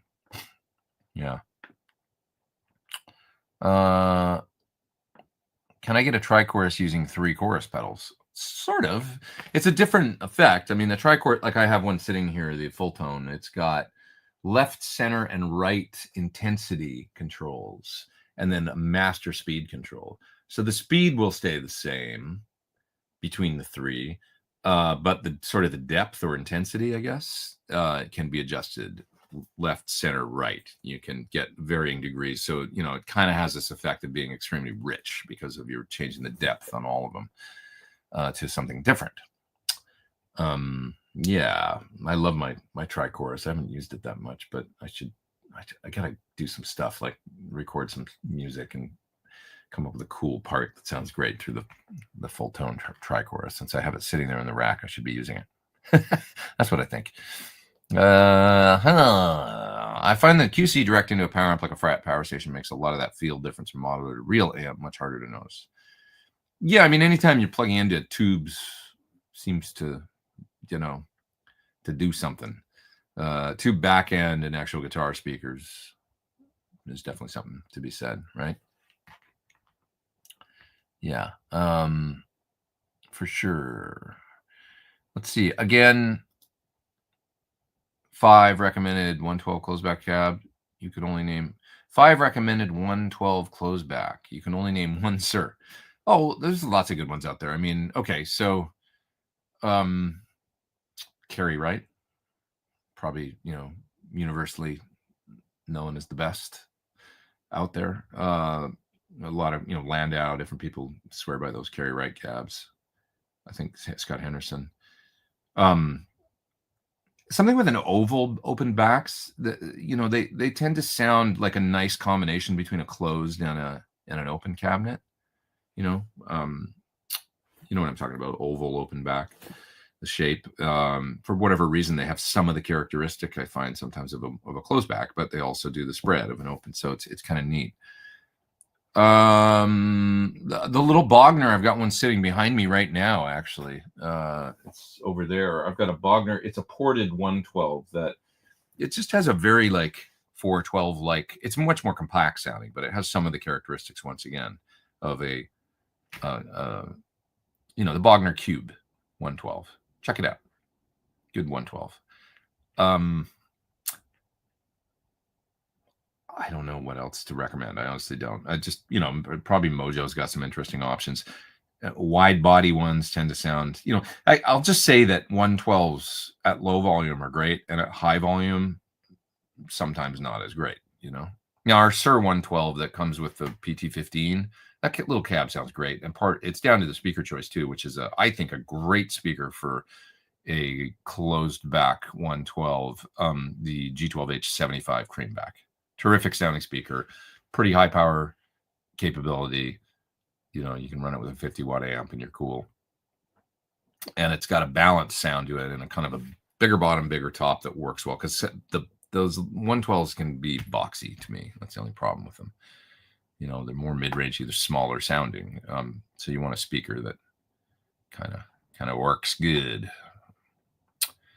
Have you played a Chandler Limited GAV 19T? Never a real one, but I did a video for the plugin back when it came out in the day. Seemed pretty cool from the, you know, at least the virtual version of it. Kind of remind me of something like a Badger, you know, maybe Badgerish. That's my memory of it anyways. Thank you very much for the super chat. Appreciate that.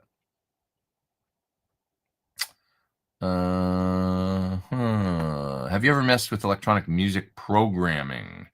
Well, in my own way, I do little electronic stuff. You ever listen to my song called Life on Venus? That's what it's called, right? I'm not forgetting the name of my own song from my last record. That's my version of electronic music programming,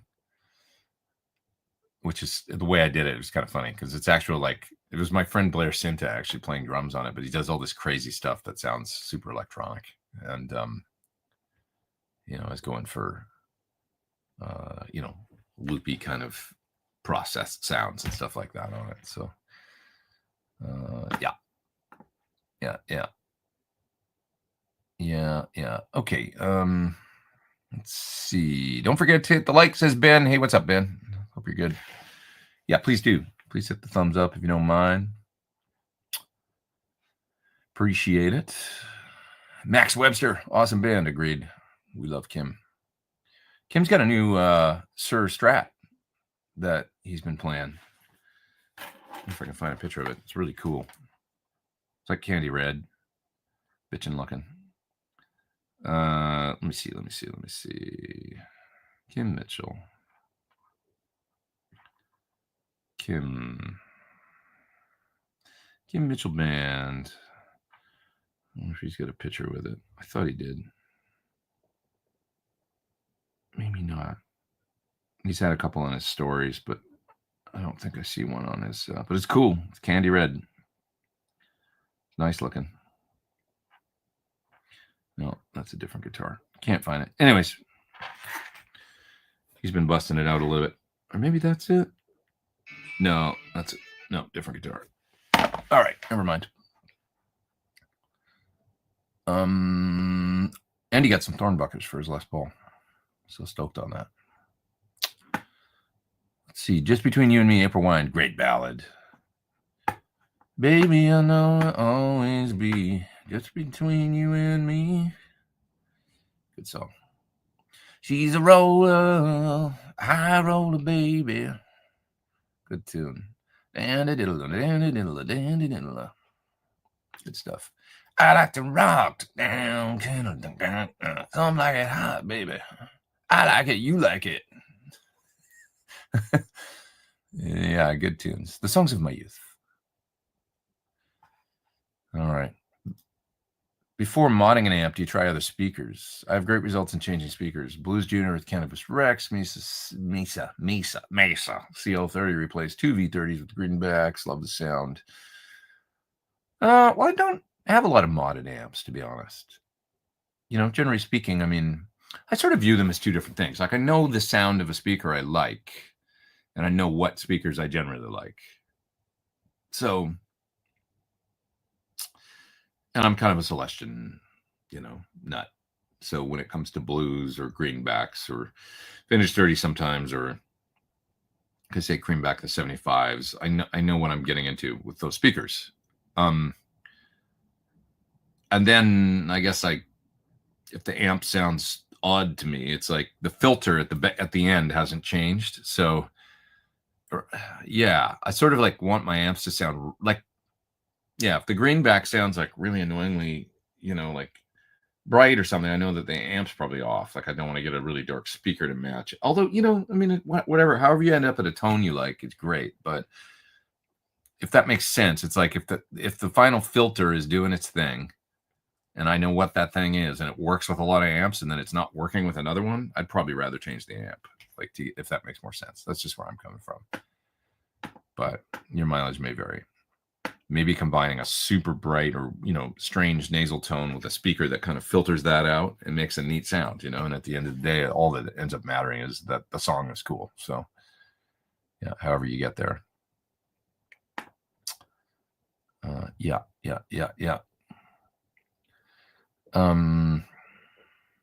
okay. Time's at 1:38. I'm going to hang for another 20 or so, I think. Les Paul changed the game. The Beatles played it better than pretty much everyone on the planet. It's true.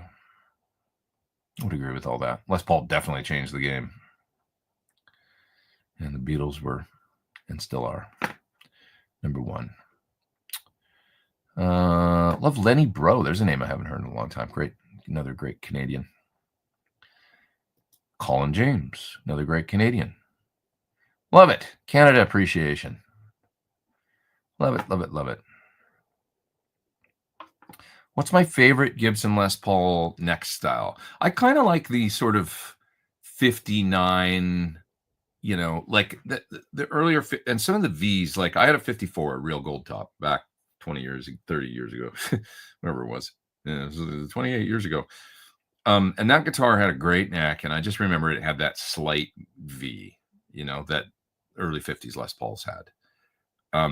That was really nice. But then in the later 50s, that got a little rounder, but you could still kind of almost feel it, you know. But it was more like a C in the late 50s, I guess. But it had a little less shoulder, you know, than some modern guitars, and I love that feel. Like the you know, it's not a small neck, but it's not a big neck, and where it becomes not a big neck, and it would be a big neck, is if it had a lot more shoulder, but the same depth. You know, but it's got the same depth, but they just sanded the, you know, the shoulder. It was, you know, and Gil Urine does that really well. If you ask for that neck on one of his guitars, it just feels like, ooh, that is like when you pick them up, they're just very inviting feeling. Now, having said that, I also like Frampton's Les Paul, for example. Both of them. I mean, his main Phoenix Les Paul. which I've had the pleasure of playing, and as well as his 60, very flat, wide, you know, like almost like that 60 profile that Gibson did for their R0 models. That's cool too. Kind of like my 335 has that neck, you know, it's wide and thin, very playable. It's a different thing though. Now, if I had to just take one, it would be that 59. Also, like, you know, a great 58 or 59 dot neck 335. I've picked up a few, and they have that neck that's just like deadly, you know, just so good feeling with that. We're not going to call it a V because it's not anymore, but it's a C that's had the shoulder taken out of it with a pretty good amount of depth. Yeah. The track you laid down for the Alex Lifeson demo should go on your new record with a guest spot by Alex. Oh, that's so cool. I would love that. I mean, it's a very interesting idea, actually. He'd probably never agreed to do it, but maybe Kim would. I could ask Kim to play on it. Maybe Kim would do it. He's a great guy. Maybe Alex would do it. Who knows? I don't know. Probably not, though, right? Probably, like, I don't know. That'd be a dream come true, though, for sure. I like the way you think. You think big. Go for it. Just ask. What's the harm in asking? Yeah. Bass always goes last. I love playing bass, actually. But on my tunes, yeah, it tends to be, you know, I'm showcasing a guitar part and stuff. So I'll tend to like rough in all the, like I'll do the writing on the guitar. And so that's all the parts. And then I'll go, okay, now what bass goes with this? That's how I tend to approach it. Because I'm only one guy. I can't do both at once. Yeah. Okay. Interesting leaving the bass for last. I have to try that. Yeah, it's just literally because, you know, I can hear the chords and the harmony and everything from the guitar, and then, you know, almost like writing a song on acoustic guitar, and then you show it to the band and everybody interprets the parts. It's sort of like that's the way I record, almost like writing on the guitar. And yeah. Let's see. Sometime back, you recommended a gal who does great Logic too. Yes, that's her. Yeah, SCIDS is what she goes by. Yeah, she's like a Logic whiz. Yeah. What do you think of the brown box for running your 50-watt Marshall? Yeah, good idea.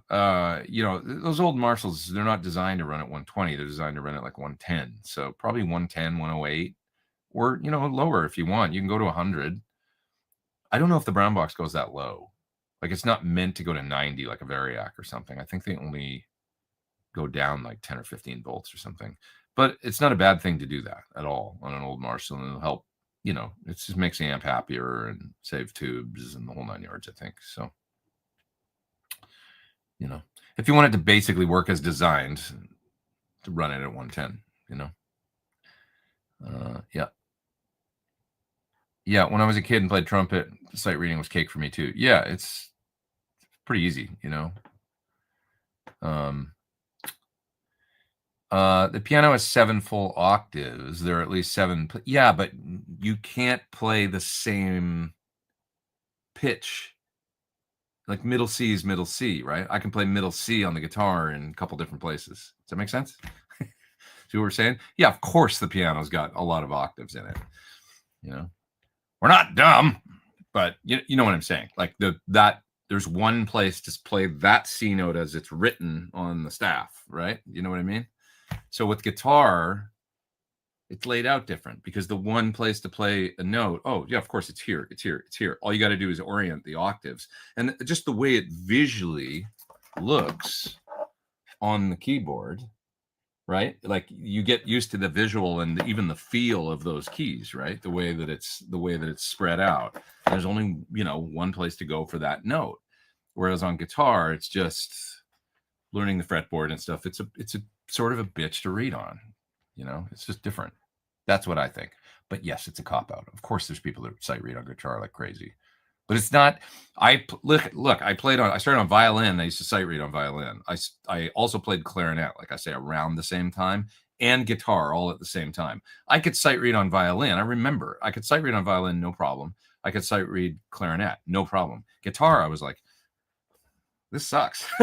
Like, so why was I like that? You know.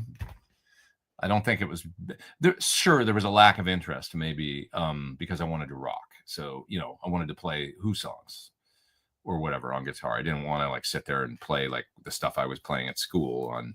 But I still think if the instrument was as easy to read on, I would have been able to because I already could sight read. I could read I could read music. Why couldn't I transfer it to the guitar neck that easy at that age? You know what I mean? And I just didn't want to, I guess, was the other aspect. Yeah, I just didn't care. So Vegatrem is awesome, says Brad Miller. I put it on my Lone Star Strat. It was the best thing I did. Stable tuning and acts like a Floyd.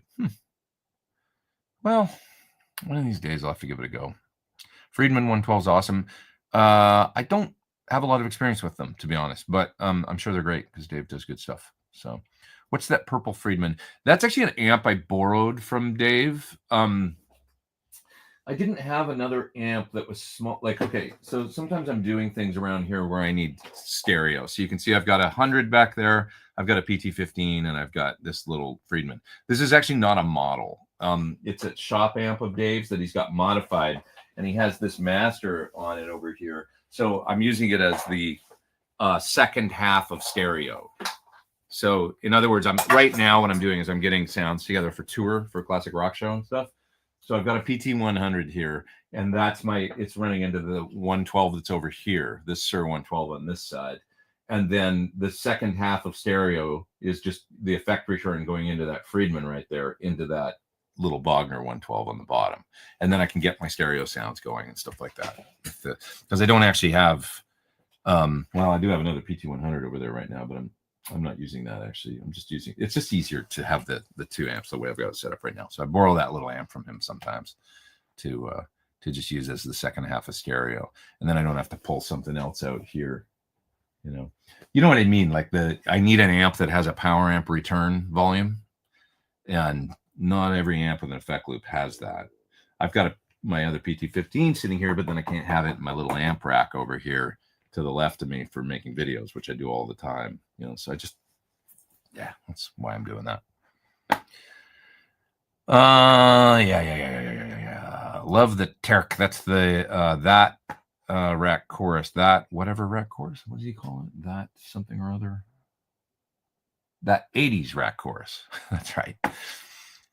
Yeah, the tri-chorus. Glenn Michael Thompson's leaving. He says it's past 4:30. Thanks for another great Sunday Live. Hey, we'll see you next time. We still got 302 people online. That is amazing. Great to have you all here. Thanks for being here all these years. Okay. What else we got here?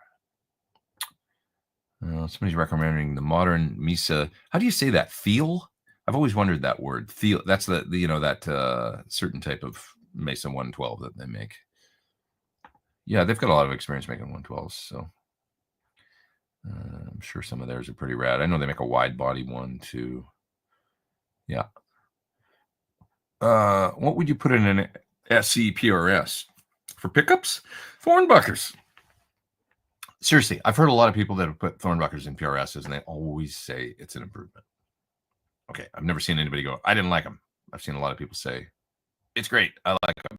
I've seen a lot of that. So just saying. My favorite Canadian artists have been Aldo Nova, Triumph, Bryan Adams, and Shania Twain's. Really? I could see that. I don't know if that's an artist, so to speak, but in particular, the booty, if it's a booty artist. What else we got here? Some vintage Marshalls in a collection. Oh, you guys are just talking amongst yourselves. I see. So is the Canadian band Bush less gray and out of date than the American band with that name? Is there a band by that name from Canada? I didn't know that. Did they sue? Please keep doing these Sunday lives, says Mr. Costa. They're awesome. Love from the UK. Thanks. Hey, thanks for staying up late. I know it's getting late in the UK. Or is it? What is it? It's about, I guess it's not terrible. It's like 10 o'clock, right? Okay. Todd's leaving, I think. What else we got? Thoughts on Tokai made in Japan Les Paul copies. Cool. great. I mean, Japanese guitars are fantastic, kind of across the board. There's serious attention to detail. Anything coming out of Fujigen or Tokai, just great stuff. They're going to be a quality instrument. They make terrific guitars. One you might want to check out. I got to give these guys some props because I don't know who makes them, but there's a store called Crews, Crews, in Shibuya.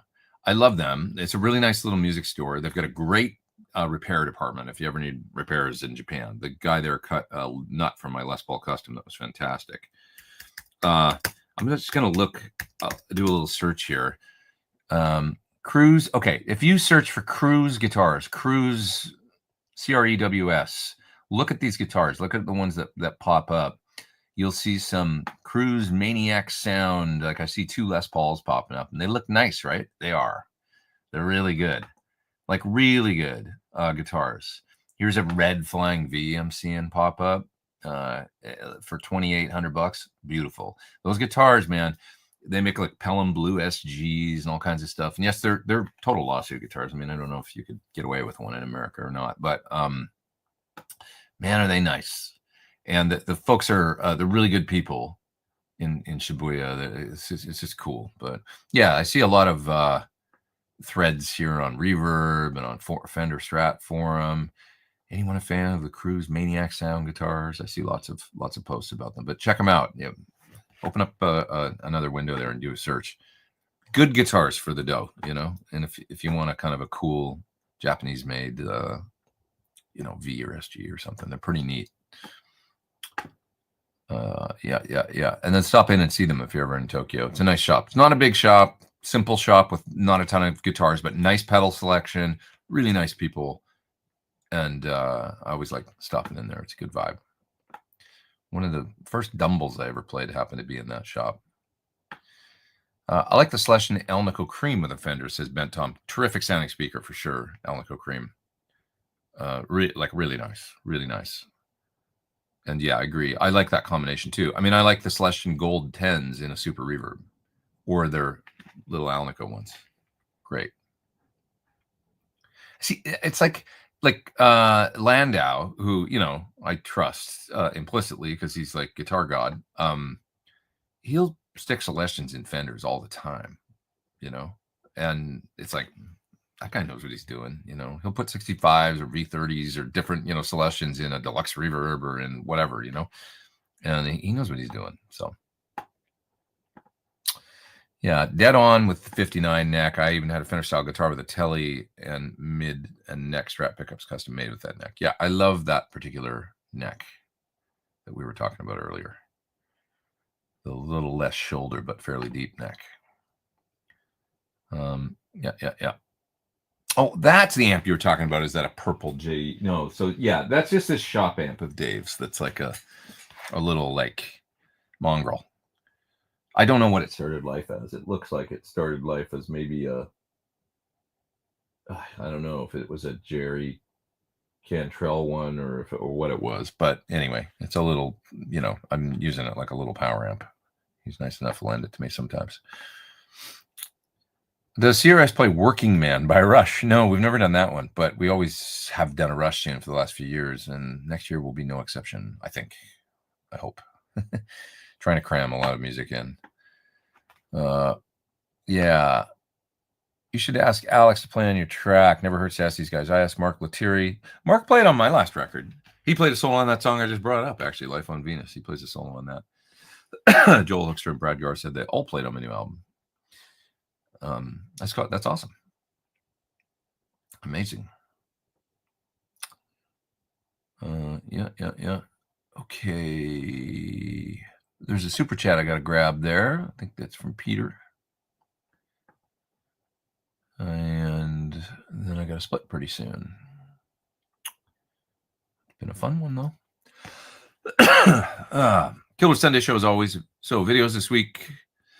So video for the audio sprockets. Tone Dexter, for those that just joined, this is a device that looks at the pickup sound of your acoustic guitar and then looks at what a microphone sounds like, or listens to what a microphone sounds like in front of that same guitar, and then aims to equalize that difference and make your guitar sound much more like it's got a microphone on it. And it worked quite well. And I've just gotten into it, making a little video on it. That'll be coming out this week. For all you acoustic guitar players out there, acoustic videos never get much love on my channel because I think people come to me mainly for, you know, electric stuff. But having said that, I mean, it's like acoustics are something that we all got to play a lot of the time when we're gigging and stuff, right? So I like playing acoustic guitar. I'm definitely primarily an electric guitarist, but gotta show the acoustic guitar some love every now and then. So what else? I'm supposed to make a little video, I think, for the UA plugins, Ruby, Dream, Lion, all that good stuff. So I'll do a little something with those. Video, just kind of thoughts and impressions on my barefoot monitors. That's coming soon. I can't show you what a monitor sounds like really, but I can talk about it and stuff and say what I like about them. So because I just love the barefoot monitors. So that's coming soon. And then a whole bunch of pedals and amps and stuff. I'm doing a video for the JEL50 as well, the amp from Friedman and Jake. So all that good stuff coming. Thanks so much, Peter. Appreciate you, man. Thanks for always being here. Anything else in the chat here I got to hit? Let's see. Ray says, check out Alex's 20 Good Tone on the new Envy of None release, and check out Maya Wynn's new album. Thanks, man. Appreciate that. I will give it a listen. So much to check out here. We've got to check out this Manchester Orchestra as well. There's Earl says, thanks for another Sunday Live. Hope to see you all at Ben's Sunday night. Yep, Ben's got a show on tonight. Check it out. Check it out. Check it out. 8 more Pete shows until number 350. It's true. Bison guitars. Haven't heard of those. No, I should give them a look, I guess. Sounds like they're impressive. Thoughts on 250K volume pop for humbuckers? Not my thing. You know, too much high-end loss, but some people like it, I guess. Supposedly Alex used to do that, 300K. I heard that this week as well, that, you know, slamming the front of the amps with micro amps and using 300K pots. I'm just not a fan. I like the more open 500K thing. You know, it's already a humbucker. It's dark, and you got a tone control if you want to roll off. So that's, I don't know. You can go too far with it, I think. And 250 for me loses too much of what I like about humbuckers, but that's just me. I've got a guitar like an Explorer that always sounded muddy to me, and I'm pretty sure that's why, because it was one of those early 2000s Gibsons that, you know, they would put the 300K pots in and stuff. I got to switch out those pots on that guitar and maybe try some different pickups and stuff and resurrect it and bring it back to life, because it's a pretty cool Explorer. So yeah. Sight reading on guitar is no problem. Just sight reading all the positions. Don't complicate it. Just study and learn. It's true, you know. Yeah, I'm copping out. I'll shut up about it. Some people are good at it, you know. It can be done, obviously. Just not my thing. I mainly play acoustic and nylon, and still love your show. Thanks for being here. Well, check out this Tone Dexter 2 video this week, because that's something for you if you play live and use an acoustic. It's pretty impressive, I have to say. It'll take an average pickup, you know, like if you got a guitar that's just, you're like, I don't love the electronics in this thing, but I basically like the guitar and I don't really want to get a new pickup installed. Check out this pedal, because it's like, it'll make it sound expensive. Yeah. All right, you guys. I got to split. Interesting show, says Victor. Aloha, everyone. Or mahalo. Interesting show. Aloha, everyone. You're obviously lucky and you're in Hawaii. I wish I was you. And on that note, I'm going to get out of here and go do some work. Everybody have a terrific week. Take care. Be nice to one another. Thanks, y'all, for being here. I love doing this still every week. It's great sharing a coffee with you. See you soon. Over and out.